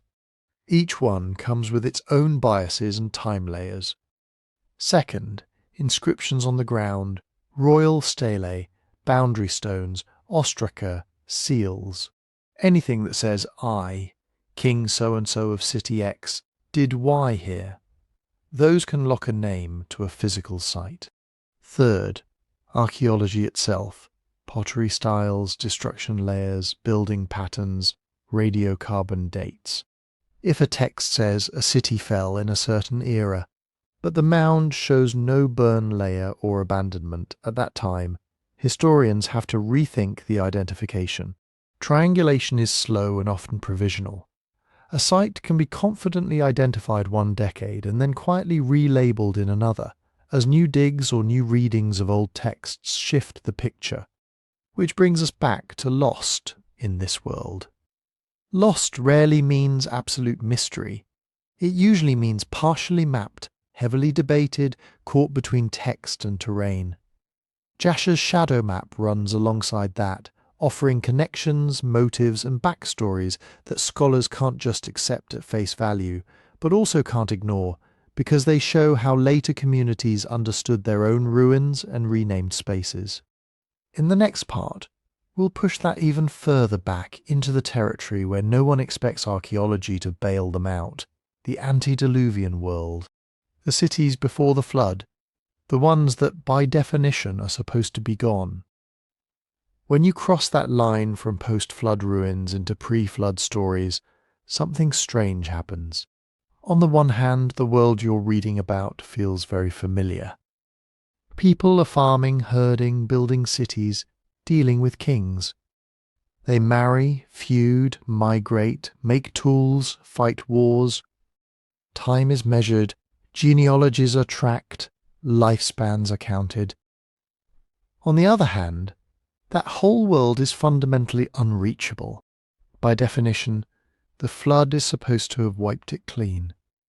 Whatever cities existed, in the days of Jared or in the days of Methuselah, don't get to have excavation reports or pottery typologies. There is no Tell Enoch for archaeologists to argue about. The line between text and dirt just breaks. That tension, familiar but untouchable, is exactly where Jasher-type expansions thrive. The biblical text gives you only a thin sketch of the antediluvian world. A handful of names, a few notes about occupations and inventions. Jabal, father of tent dwellers and livestock. Jubal, father of all who play the lyre and pipe. Tubal-Cain, a forger of bronze and iron tools. A city built by Cain and named for his son Enoch.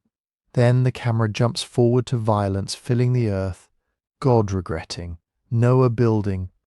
Jasher-style literature takes that skeleton and puts flesh on it. It doesn't just say, Cain built a city. It gives you lineages, alliances, rivalries. It names multiple settlements.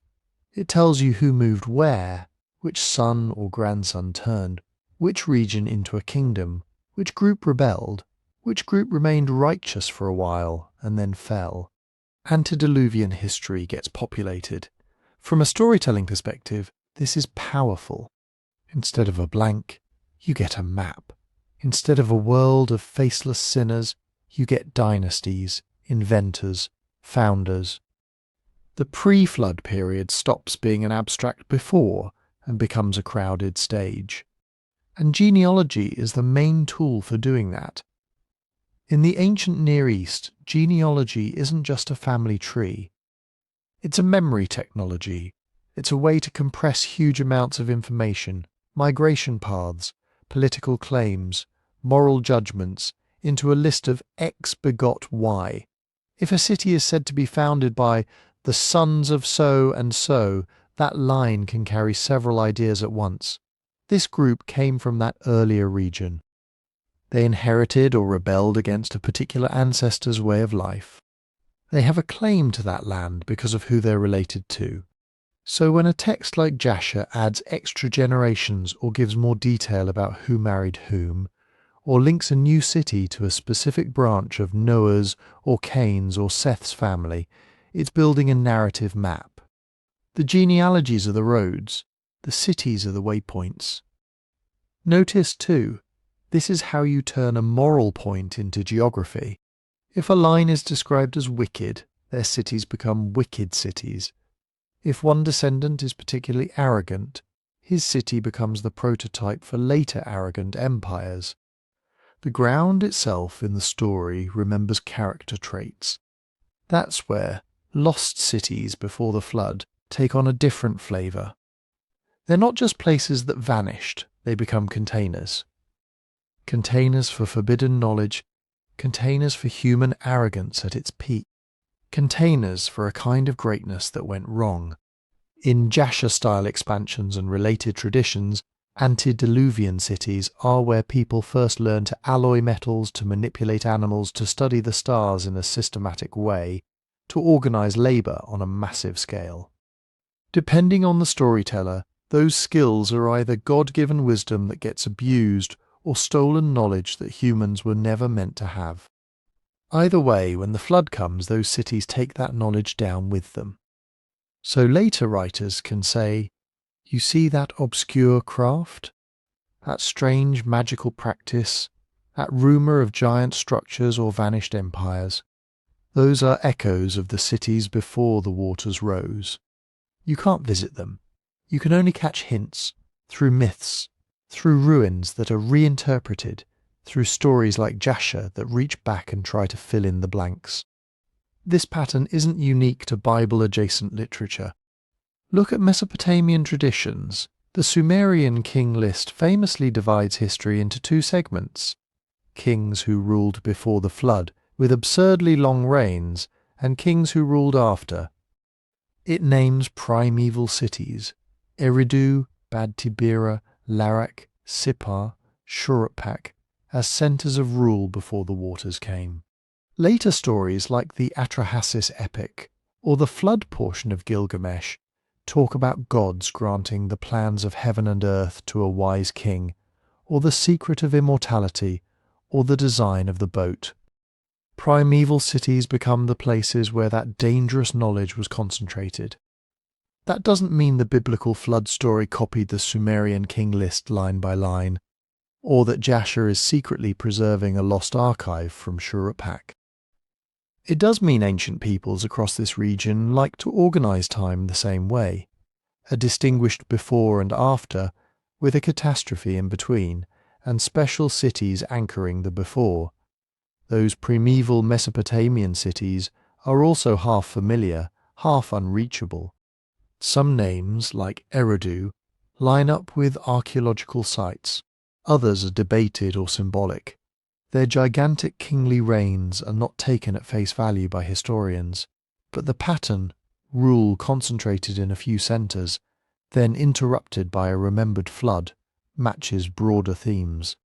Jasher-like expansions plug into that same imaginative current. They extend the biblical genealogies backward and sideways. They tie specific antediluvian figures to specific arts and specific settlements, and they let you feel like you're walking the streets of a world god later erased. You get the emotional weight of ruins without the ruins. From a historical standpoint, this is where we need to pump the brakes. We can say that these myths preserve themes, that humans associate urban concentration with moral danger, that technological leaps feel both exciting and suspect, that floods become shorthand for reset, that people like to imagine a golden or dark age when humans were bigger, older, closer to the gods. We cannot, with current evidence, use Jasher's antediluvian city lists as maps. There is no clear way to line City X before the flood up with a Tell in modern Iraq or Turkey and say, with confidence, this is it. When names sound similar, that could be real memory, later projection, or pure coincidence. What these texts really map is anxiety and nostalgia more than physical terrain. Anxiety that humans once crossed lines we shouldn't have. Nostalgia for a time when lifespans were long, knowledge was deep, and the world was newly built. In that sense, the lost cities before the flood are less about Atlantis-style archaeology and more about the human need to believe that our story didn't start in a village. It started in something larger, brighter, and more dangerous that the waters deliberately took away. And that, in turn, sets the stage for another figure the Bible barely sketches, but later traditions can't stop talking about: Enoch, the man who walked with God in that vanished world, and the question of what, exactly, he learned there. Enoch is where a lot of this anxiety about knowledge crystallizes. In Genesis, he barely gets a paragraph. Enoch walked with God. Then he was no more because God took him. That's it. No speeches, no blueprint downloads, no star charts. Just a man in the 7th generation from Adam who somehow has such an unusual relationship with God that death doesn't work on him in the normal way. But later traditions take that tiny narrative gap and pry it wide open. In the Enochic literature, 1 Enoch, 2 Enoch, 3 Enoch, and all the fragments around them, Enoch becomes the central witness of the antediluvian world. He's not just taken, he's shown the machinery of heaven. He's given guided tours of cosmic archives. He meets angels who explain how the stars move, how the winds are stored, how judgment is scheduled. And crucially, he becomes the whistleblower. Because in Enochic stories, the pre-flood world isn't just morally rotten in a vague, people were bad way. It's structured around an event, heavenly beings, the Watchers descend, cross a boundary, and start teaching humans things they're not ready to handle. The list is striking. Astronomy and astrology, metalworking and weapon-making, cosmetics and seduction, sorcery, root-cutting, enchantments. It's not one monolithic sin. It's a bundle of specialized skills that, once loose on Earth, accelerate both beauty and violence. Enoch is placed right in the middle of that. On one side you have the Watchers and their giant offspring in some versions, spreading these arts, building altars, maybe even founding cities.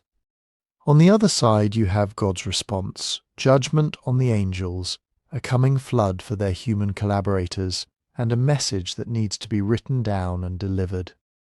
Enoch is the messenger who understands both languages, the heavenly and the human, and writes the indictment. You can see why this whole complex often gets pulled into Jasher discussions, even when the actual Book of Jasher doesn't retell all the Enoch material in detail. The themes line up almost too well: giants, cities, pre-flood inventions, a catastrophic reset, and somewhere in the middle, a question about knowledge itself. Is the problem that humans know too much? In a lot of these traditions, forbidden knowledge becomes the go-to explanation for why civilization rises so fast, so high, and then crashes. If you live in a world where metal is rare and powerful, where astronomy allows you to predict seasons, where healing herbs sometimes work and sometimes kill, it's easy to imagine that specific bits of information function like weapons. Put them in the wrong hands and you don't just get progress. You get tyranny, war, sorcery, corruption. So writers reach for stories where knowledge is not neutral. It comes with an origin, a moral label, and a price tag. That's why, in later retellings, the list of what gets taught before the flood grows more and more elaborate. Astronomy in some Enochic strands starts to look like advanced celestial mechanics. The stars don't just wander, they move in strict courses and have names and ranks. Metalworking isn't just we figured out bronze, it becomes a detailed set of arts. Swords, knives, shield-making, ornament, jewellery. Warfare shifts from people fought to people learned specific tactics and weapon systems. Magic evolves from generic sorcery into catalogues of spells, incantations, plant lore, even what we would call pharmacology. Jasher-type expansions sometimes echo this tendency, tying particular figures to advanced skills, or hinting that certain lines preserved special knowledge from before the flood. Other post-biblical texts go further, putting schematics, calendars, even entire sciences under the heading of what Enoch saw or what the Watchers taught. From a modern angle, this is exactly where the mystery tech interpretation sneaks in. If you're reading these texts with 21st century eyes, phrases about knowing the courses of the stars or understanding the foundations of the earth can sound like astronomy textbooks or geophysics. Descriptions of weapons, fortifications, and devices can be read as code for lost engineering. Angelic instruction starts to sound like alien tech transfer. So you get a popular move. Line up everything that sounds like specialized knowledge, astronomy, metallurgy, warfare, magic, medicine, tag it all as advanced technology, and imagine the pre-flood world as a kind of ancient high-tech dystopia. Then the flood becomes not just moral judgment, but a literal system reset, wiping out hardware and infrastructure along with wickedness. The problem is, the texts themselves push back on that reading in subtle ways. For one thing, they mostly describe these arts in the language and categories of their own time. When Enoch is shown the movements of the sun and moon, the framework is ancient cosmology, storehouses of light, winds as agents, firmaments as structures. It's intricate, but it's not Kepler's laws smuggled into apocalyptic poetry. When the Watchers teach metalworking, the focus is as much on adornment and status as on battlefield dominance. Swords and spears sit alongside bracelets and makeup. The point isn't, look at this efficient weapons platform. It's, look how quickly humans learn to turn Earth into luxury and bloodshed. And most importantly, the texts keep returning to motive, not mechanism. The danger isn't just that people know how to forge iron. It's that they use it to dominate, to seduce, to exploit. The problem with understanding the stars isn't that it unlocks space travel. It's that it fuels idolatry, fatalism, manipulation of others through omens. Ancient writers didn't have a neutral technical word like technology. They had wisdom, arts, crafts, secrets, mysteries. And they wrapped all of those in moral judgments. The same skill could be praised as God-given insight in one context and condemned as demonic tampering in another, depending on who used it and why. So a responsible way to read Enoch, Jasher and their cousins is to see them as moral stories about dangerous power. They're asking, what happens when certain abilities, organizing labor on a massive scale, weaponizing new materials, predicting natural cycles, fall into the hands of beings or rulers with no restraint? That question is surprisingly modern. It's what we ask about nuclear physics, AI, genetic engineering. We also reach for mythic language and apocalyptic scenarios when we talk about those. But we should be careful not to flatten their questions into our categories. When modern readers comb through Enoch or Jasher looking for clues of antediluvian computers or planes, they're skipping over what the texts actually emphasize: timing, responsibility, transgression of boundaries. The Watchers aren't condemned because they brought tech in the abstract.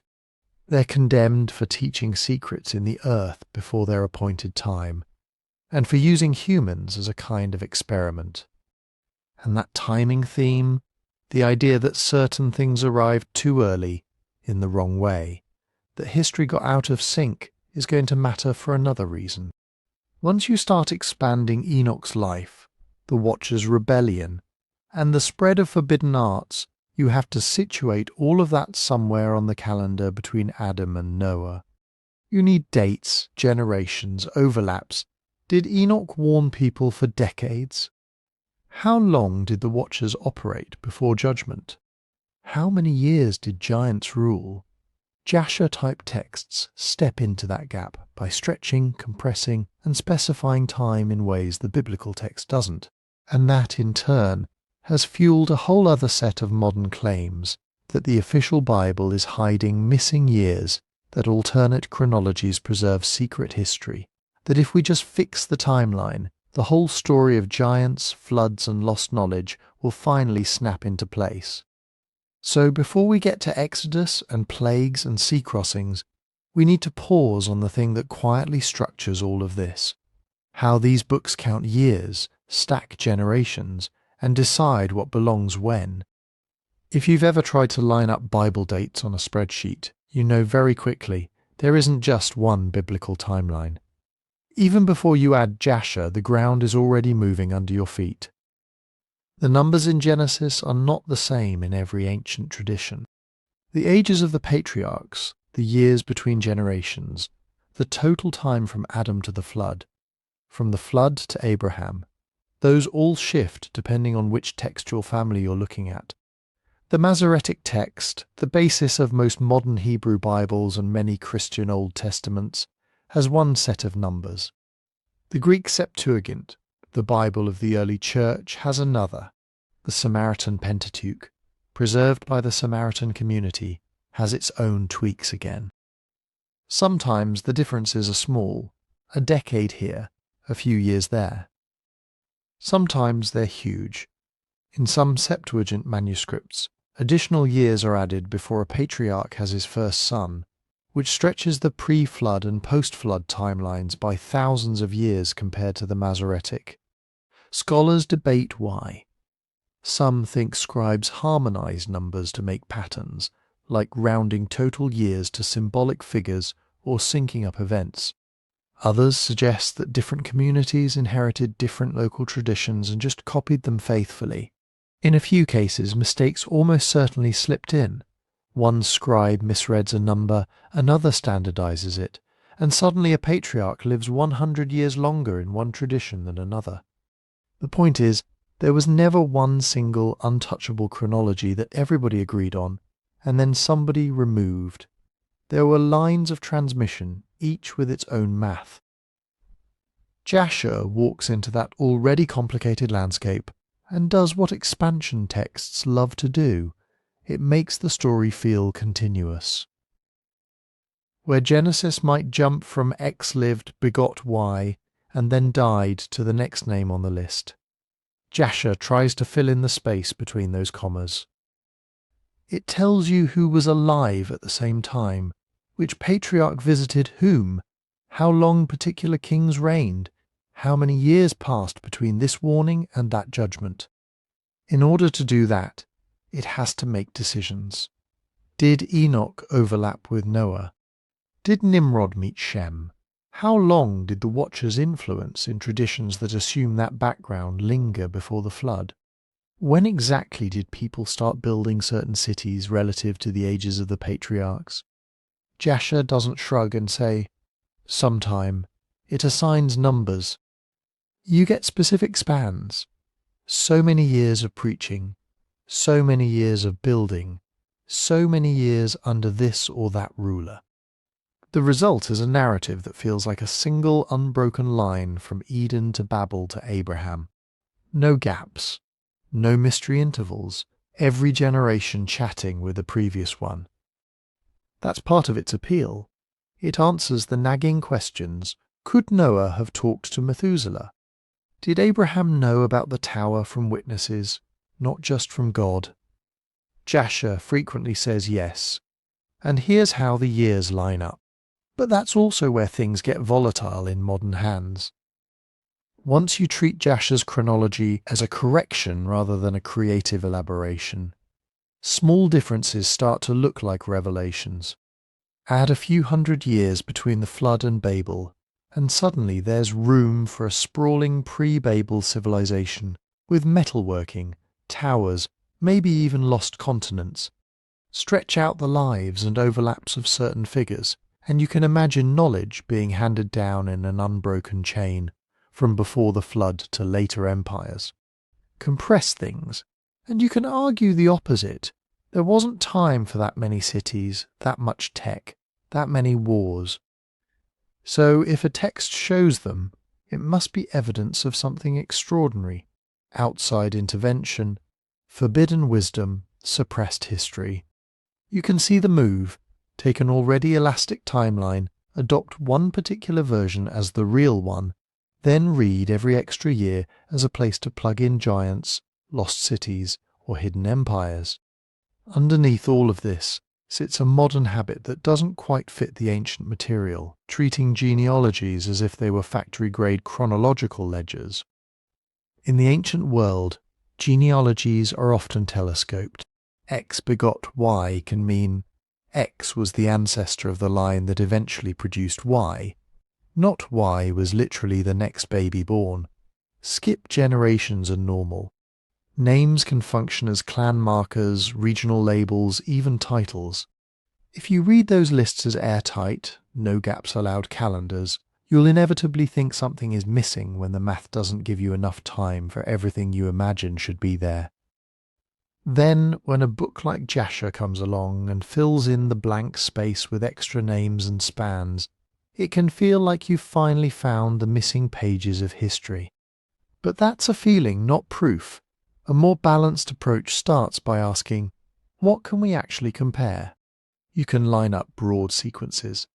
Does Jasher place the flood, Babel and Abraham in the same relative order as Genesis? Yes. Does it anchor those stories in similar eras of lifespans and long-lived patriarchs? Generally, yes. Does it echo some of the same symbolic numerology, 40s, 70s, 7s? Often, yes. Where Jasher starts specifying that someone preached for exactly X years, or that Y nation ruled for precisely Z seasons before a war, that's where we leave shared tradition and move into the realm of creative detail. Those numbers tell you something about how the author wanted the story to feel. Ordered, intentional, morally structured. They don't suddenly give you a high-resolution, satellite-level timeline of ancient civilization. So when modern interpreters build entire theories on a handful of extra years in Jasher, claiming it unlocks Atlantis, or a global pre-flood empire with electricity, the speculation far outruns the data. You're stacking imaginative reconstructions on top of already flexible chronologies. None of that means Jasher is useless for thinking about time. It actually highlights a crucial ancient instinct. History should be patterned, not random. Generations, judgments, and resets arrive with rhythm and meaning. Time in these stories is a moral architecture, not just a neutral clock. And that's exactly the framework Jasher carries into one of its most elaborate sections, the Exodus. Because once you've set up a world where ages, reigns, and warnings are all carefully counted, the showdown between Israel and Egypt becomes more than just a sequence of plagues.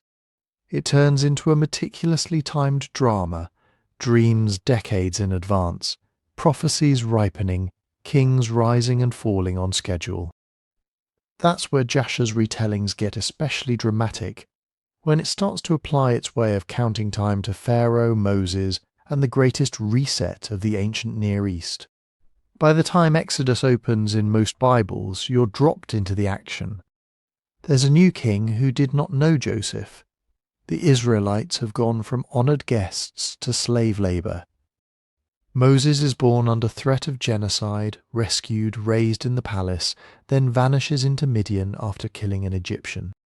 Fast forward decades, burning bush, showdown with Pharaoh, plagues, sea. Jasher doesn't like fast forward buttons.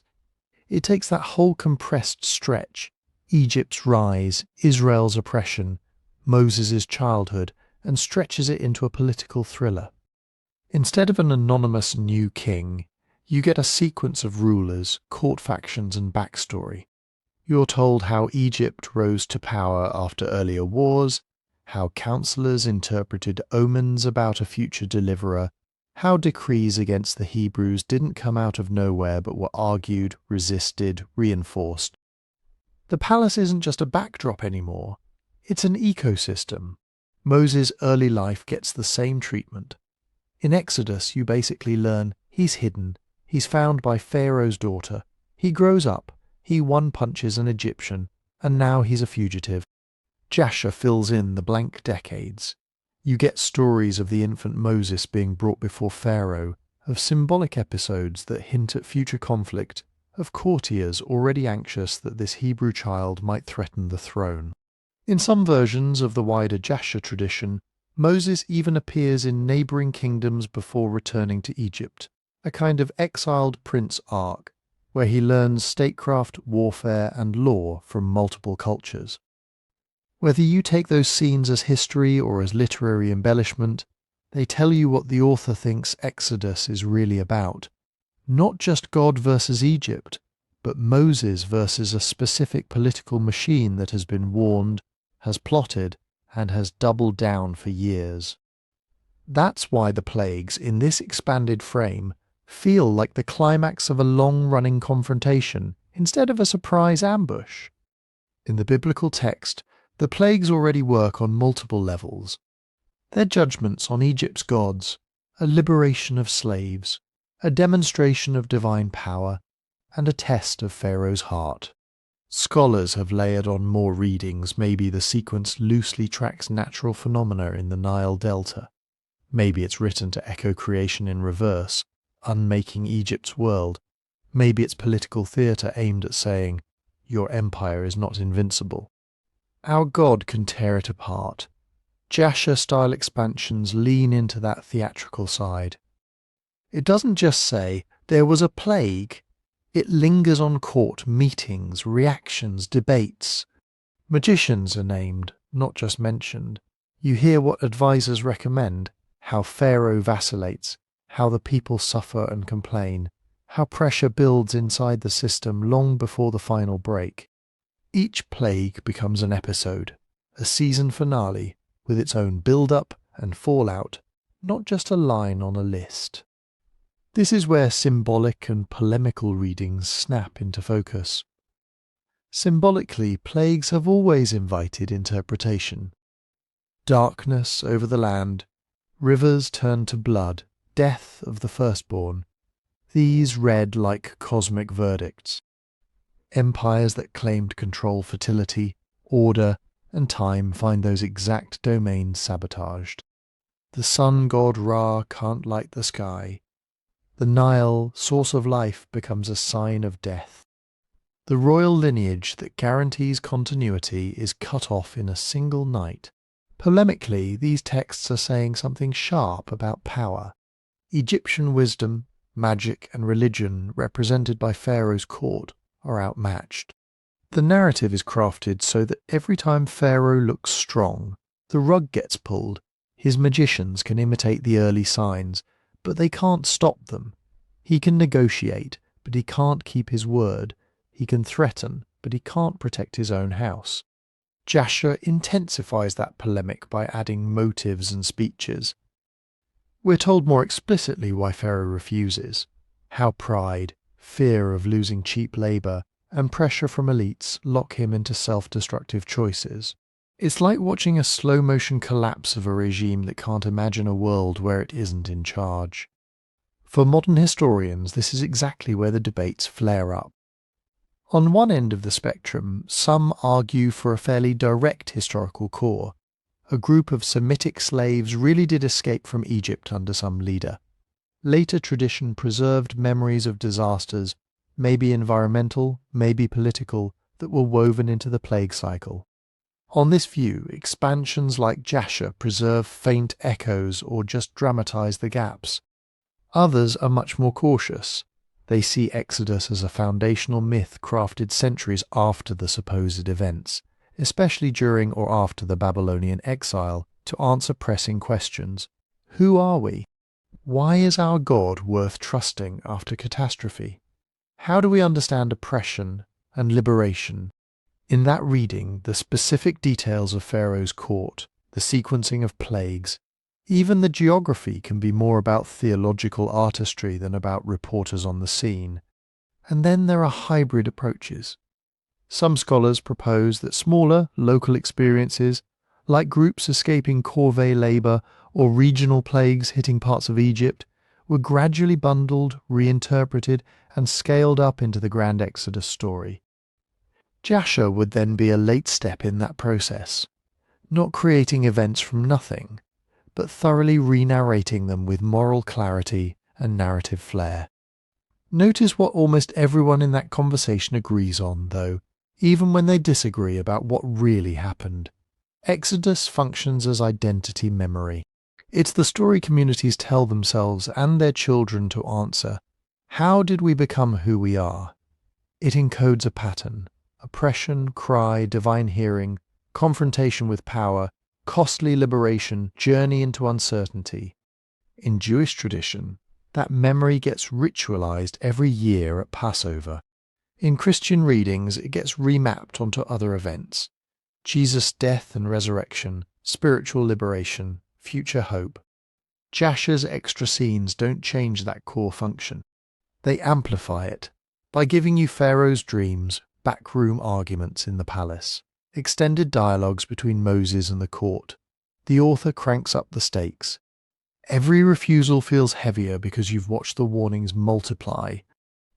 Every plague feels more justified because you've seen the cruelty behind the scenes. The Exodus becomes not just an act of rescue, but the overdue collapse of a regime that had every chance to repent, and didn't. And this is exactly why these expansions are so compelling to modern readers. If Exodus is already a theatre of power, God versus empire, slaves versus a superpower, Jasher turns up the lights, adds dialogue, and introduces side characters. It makes the invisible tensions visible. Once you see that, a new question starts to form. If the plagues and the court intrigue get this much elaboration, what else in the wilderness story gets director's cut treatment? Because Jasher doesn't stop at the palace doors. The same instinct to fill gaps follows Israel through the sea, into the desert, and right up to the edge of the promised land. When most people picture the Exodus, there's one scene that dominates everything else. The sea, walls of water, dry ground in the middle, people rushing through Egyptians in hot pursuit, and then the crash. In the biblical text of Exodus, that sequence is tight. You get a few lines about a strong east wind, Moses lifting his hand, the waters being divided, Israel crossing, and the army getting swept away. It's vivid, but fast. Jasher stretches it. Instead of a single miracle moment, you get a chain of causes, signs, and reactions. The wind isn't just a throwaway line, it becomes a powerful agent, building through the night, whipping the water into motion. The people don't just march, they hesitate, argue, panic. Leaders urge them forward. Skeptics hang back. Mothers fear for their children. Pharaoh's troops aren't faceless either. They're given motives, overconfidence, and flashes of doubt when they realize the terrain they've ridden for years suddenly isn't obeying the rules. In some strands of the Jasher tradition, the sea itself almost feels like a character. The text lingers on the way the waters pile up, how the ground becomes firm enough for heavy wagons, how the columns of water tower over them. It adds details about Egyptian chariots bogging down, about horses rearing in terror as the path starts to close. The destruction of the army isn't just, and they drowned. It's described as a total unmaking of the military machine that had enforced slavery for generations. This is where modern readers split on how to even talk about what's happening. On one end you have naturalistic readings. People in this camp point to things like rare wind-set-down events in shallow bodies of water, where strong winds can push water aside temporarily and expose land. They bring up tsunamis, storm surges, unusual tides, and try to map them onto the story. On that view, lines about an east wind and receding waters might be memories of a freak but explainable event that later got wrapped in religious meaning. Jasher's expansions would then be late attempts to dramatize what was originally a more normal disaster. On the other end, you have overtly miraculous readings. Here, the whole point is that the event is not explainable by ordinary processes. The wind, the timing, the precise targeting of Israel versus Egypt, it's all read as an intentional intervention. Attempts to reduce it to tides or freak storms miss the theological point. Jasher fits comfortably here too, because its whole project is to show you the intentionality. God directing the sea, the army drawn in by its own arrogance, the liberation sealed with a final irreversible act. You don't actually have to choose one box for the text to matter. The underlying drama is the same either way. A trapped, unarmed population passes from no exit to unexpected way through, while their pursuers discover that the landscape is suddenly against them. Jasher just makes that passage more emotionally crowded and more causally explicit. Where Exodus tends to say, "This happened," Jasher leans over and asks, "And what would it have felt like? What conversations would have happened in those hours? What did that do to people's sense of who they were?" Because the story doesn't end with the sea. It begins there. Once the army is gone, you're in the wilderness. And that's where Jasher's instinct to fill in gaps really goes to work. In the Bible, the desert is already a strange in-between zone. It's not home, and it's not the promised land. It's this liminal space where everything gets tested. Trust, leadership, memory, loyalty. Food and water are uncertain. The old structures of Egyptian life are gone, but nothing stable has replaced them yet. Jasher leans into that weirdness. You get more named stops, more little episodes between the big ones, extra quarrels at the water sources, more detailed accounts of how manna shows up, how people react to it, how some try to hoard it and discover that it rots. The complaints about missing Egyptian food aren't just a line or two. They're unpacked with specific memories, spices, textures, routines, almost like an immigrant community dreaming about a lost homeland, even though it was also the site of trauma. Some expansions describe how the tribes organize their camps, how disputes are handled, how early versions of law and custom start to form around Moses long before Sinai is fully codified. The wilderness becomes less empty and more like a laboratory, where a former slave population is learning in real time how to function as a people without overseers. That's exactly where reset language quietly returns. Earlier in the script, the flood was a reset. The Tower of Babel was a kind of cultural reset. Here the pattern echoes again, but on a smaller national scale. An empire collapses behind them. The army that enforced the old order is gone, wiped out in an event nobody can go back and undo. The normal economy, bricks, quotas, temples of the state gods is gone too. What's left is a community whose past has been burned off in catastrophe and who now has to answer, who are we if we're not slaves? What does justice look like when we're the ones making the rules? Jasher's extra scenes about murmurings, crises, and small rebellions in the wilderness read like the glitches and bugs of a society being rebooted. Every shortage, every leadership challenge, every new regulation is part of a debugging process. The reset is not painless.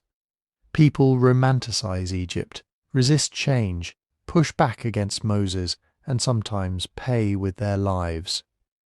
At the same time, the wilderness is where a sense of destiny is forged. Covenant, law, and identity are all wilderness products in the biblical storyline. Jasher decorates that process with more back and forth, more character motivations, more explicit moral lessons.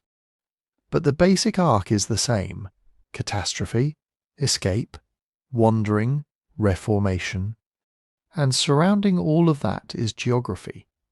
If you've ever seen maps of the Exodus routes, you know how messy it gets. Is the Red Sea actually the Reed Sea, a marshy lake in the north? Was Sinai here or there or somewhere in northwest Arabia? Which wadis and oases line up with the water from the rock stories? Scholars and enthusiasts have proposed routes that hug the Mediterranean coast, routes that dive deep into the Sinai interior, routes that swing wider into Arabia. Jasher, like other expansions, adds more place names and more stops, which only multiplies the possibilities. For imaginative readers, that's catnip. Every extra camp can become a lost site. Every named spring or valley might, in theory, correspond to some ruin, some rock formation, some hidden oasis. Modern tours, fringe documentaries, and online debates seize on those added details as if they are GPS markers. There is a real caution flag here. Exodus itself is written in a style that mixes symbolic geography with real geography. Wilderness names often carry meanings: testing, bitterness, rest that work theologically whether or not we can put a pin on a satellite map. Jasher comes even later, and its additional locations are part of a storytelling tradition, not a travel log. That doesn't mean there's nothing historical behind them. Some place names may echo real routes, remembered oases or caravan paths.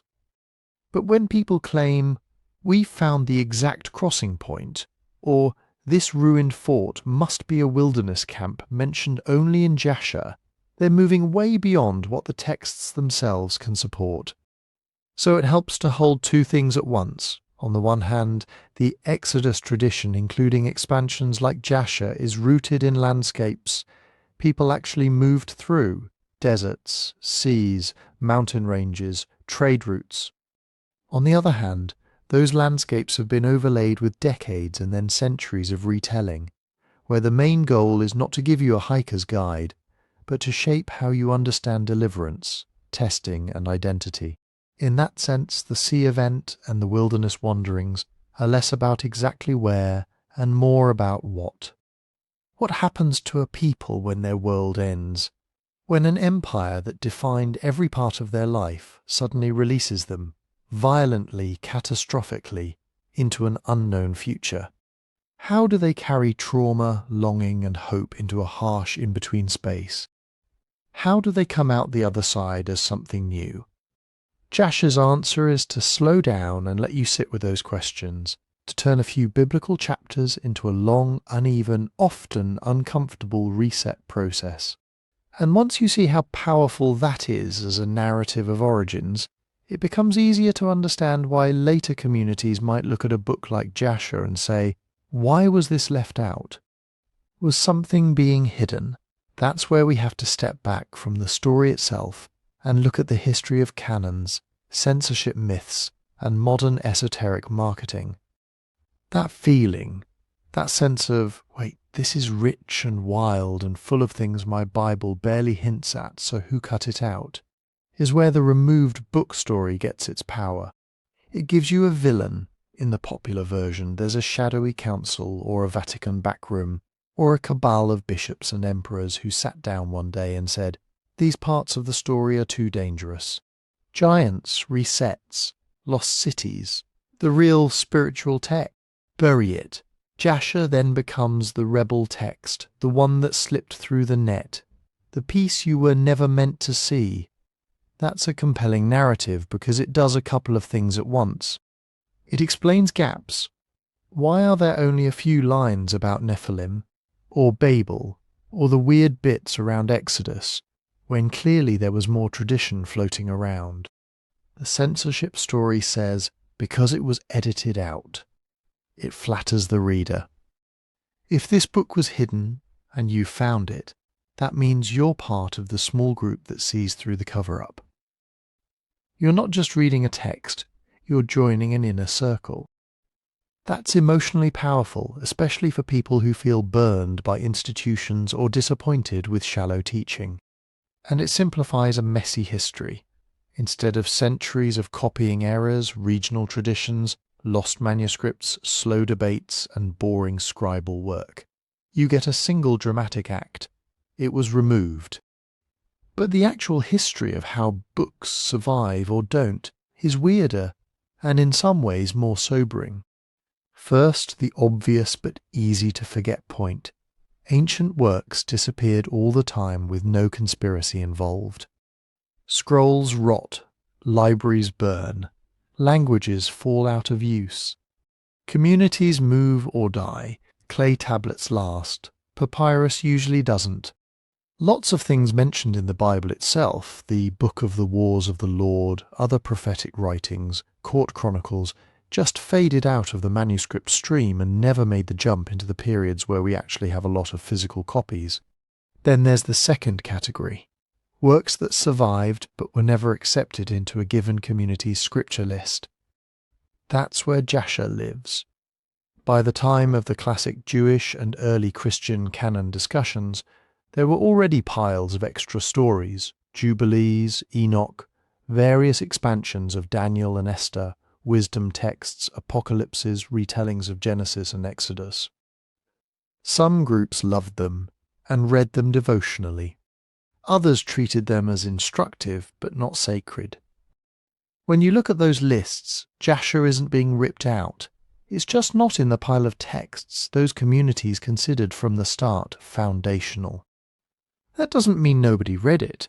It means it didn't end up on the shortlist that later printing culture would hard freeze into the Bible. And printing really is a turning point. Once you can mass produce a fixed collection between two covers, something subtle changes. Before that, a synagogue might have some scrolls, but not others. A monastery might preserve certain writings because of a local teacher's interests. A village might only ever hear a handful of texts read aloud. After printing, the canon becomes a physical object.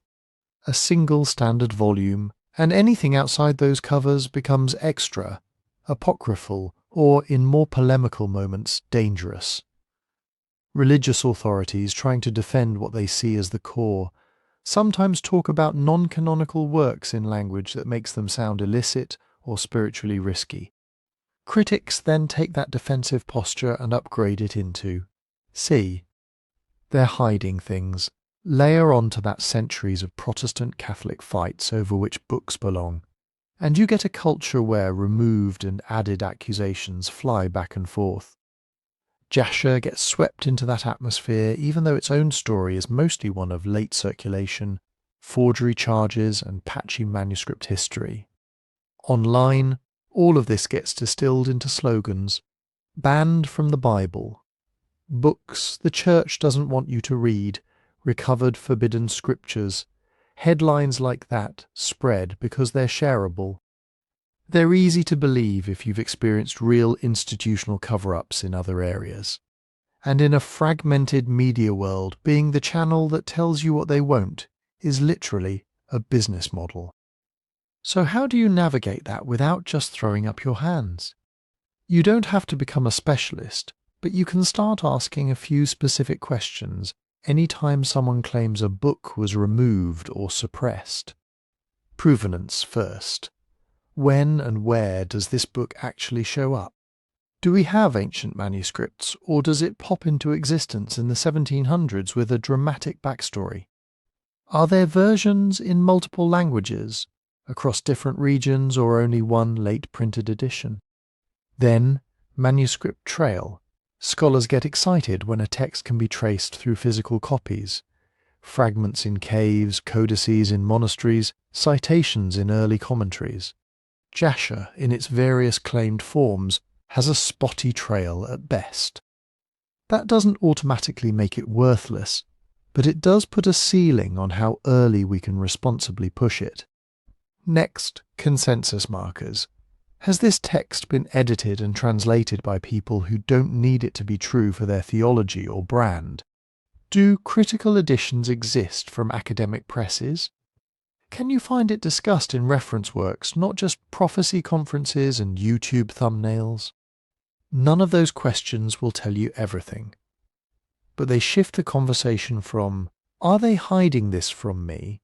to, "What do we actually know about where this came from and how it travelled?" And there are genuine unknowns.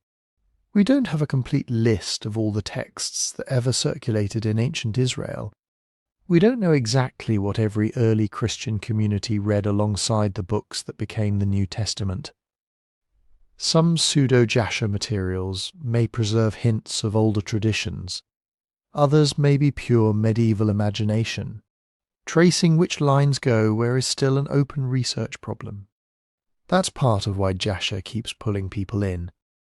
It sits at the intersection of real gaps in the historical record, real debates about authority, and real modern suspicion of institutions.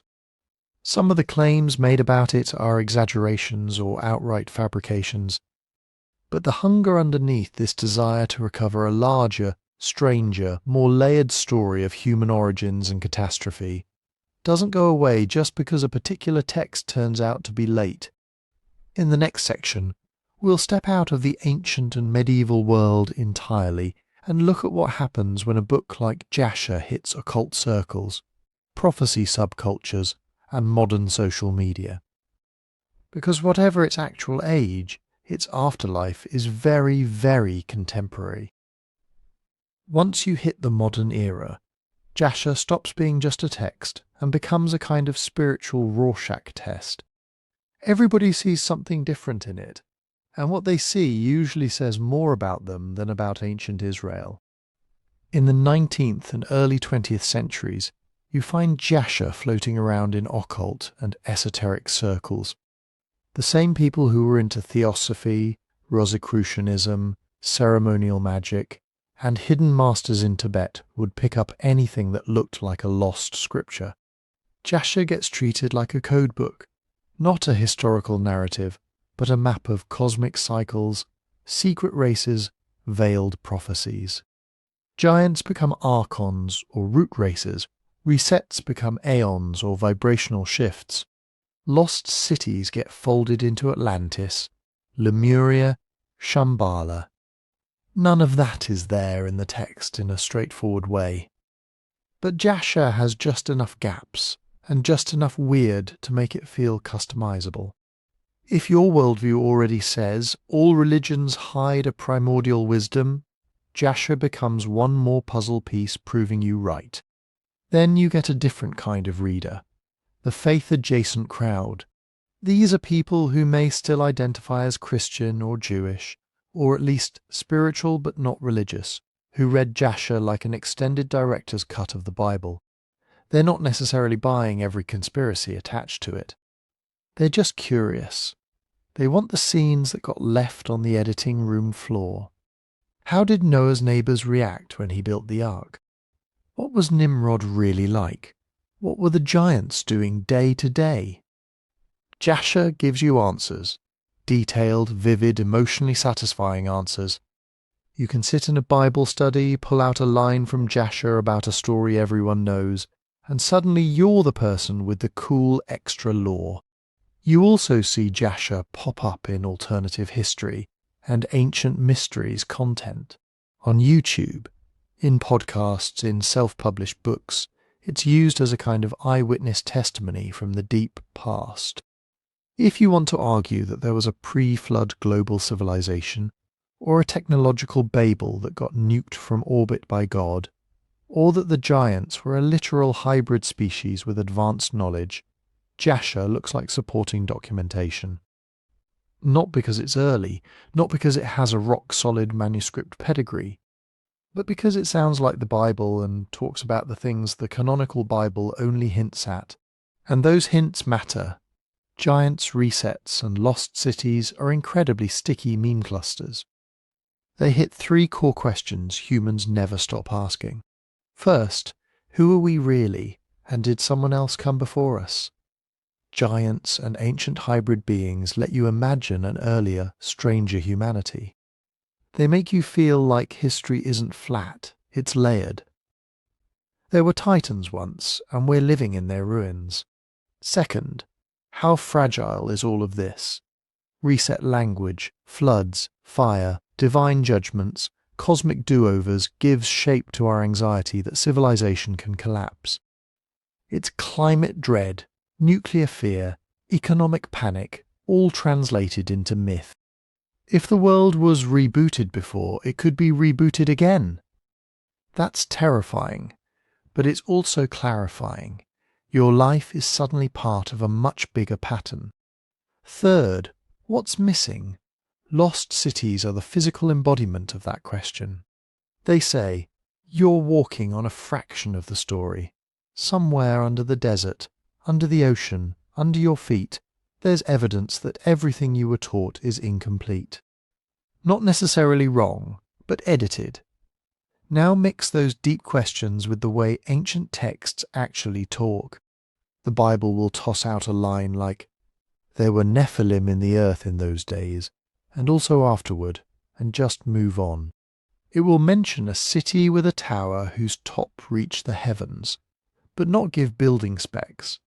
It will allude to the Book of the Upright, without explaining what's in it. Those ambiguous references are gasoline on the fire of confident modern claims. If you need a proof text for your theory about genetic engineering, you grab the giants.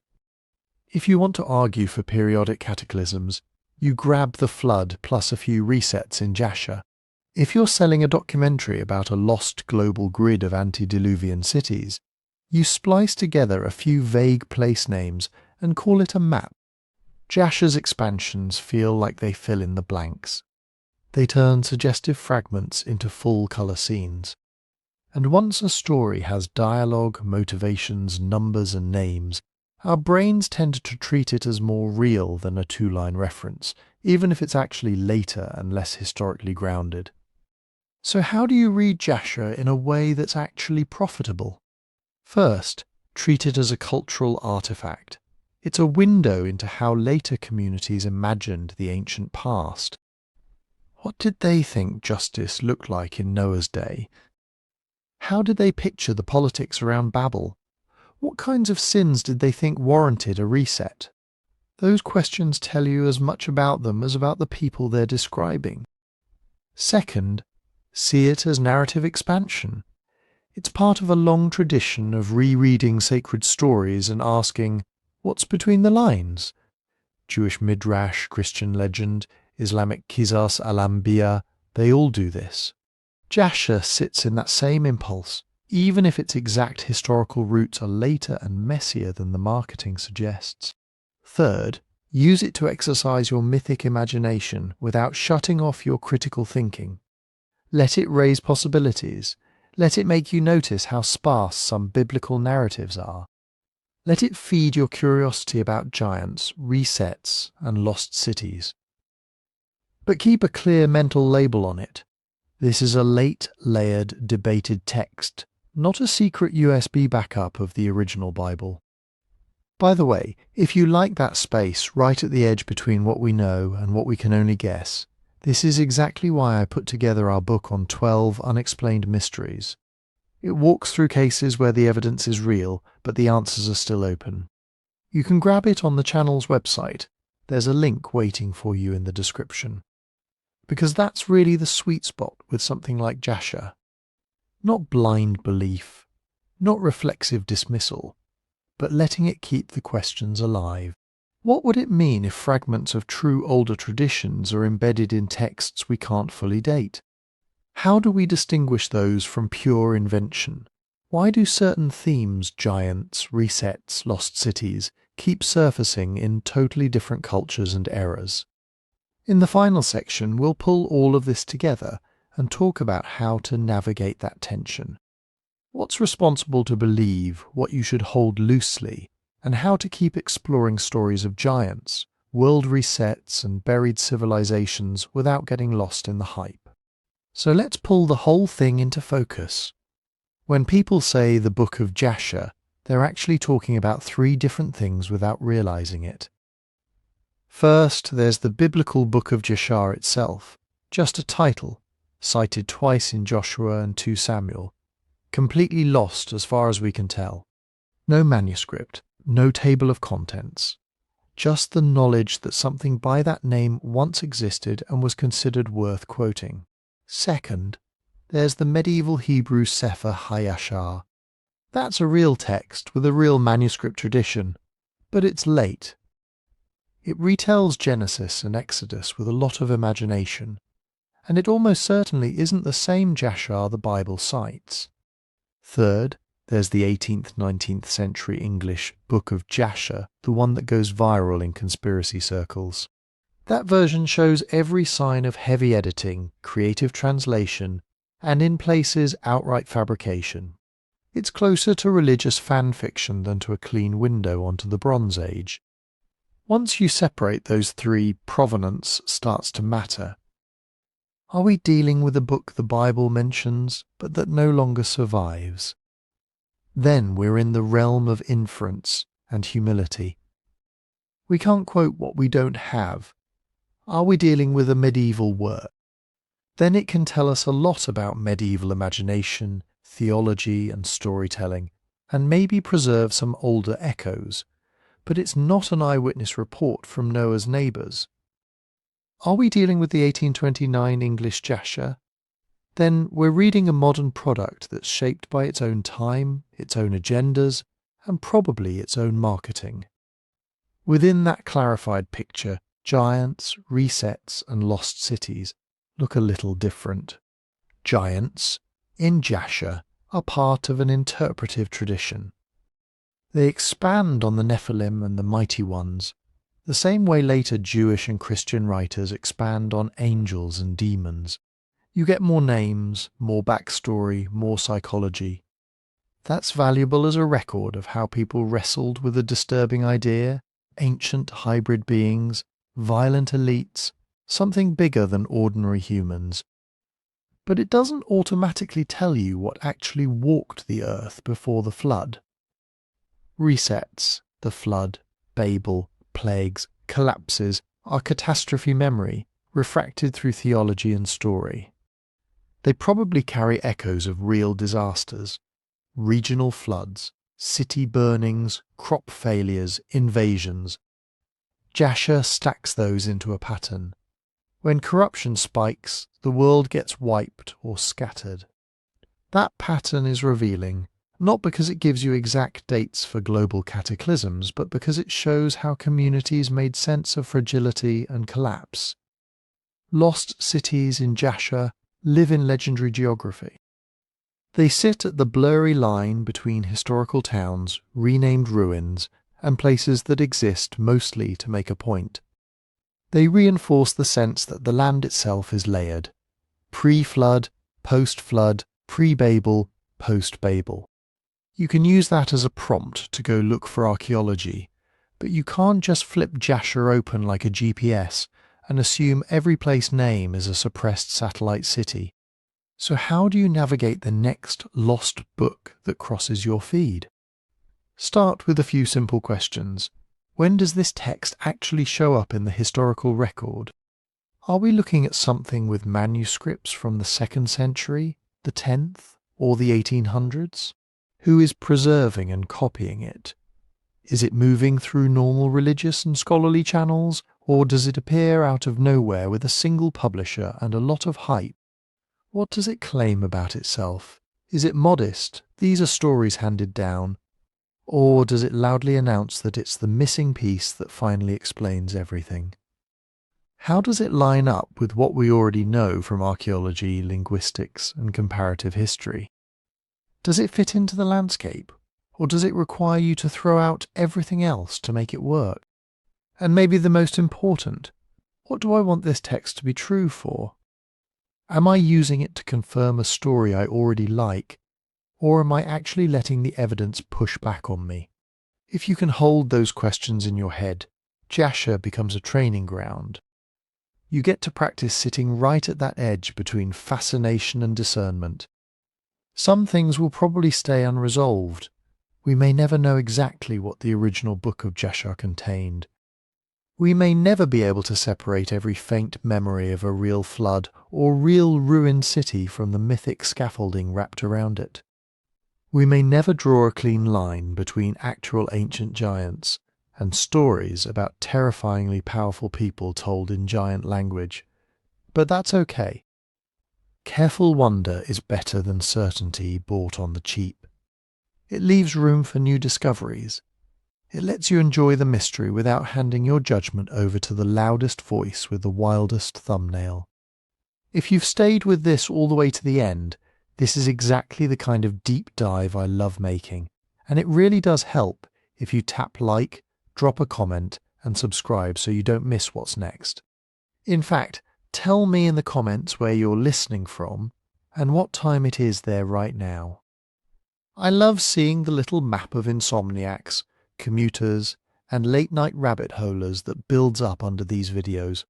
And if you want to support the channel in the best way long-term, the number one thing you can do is listen on Spotify. There's a link in the description that takes you straight to the show.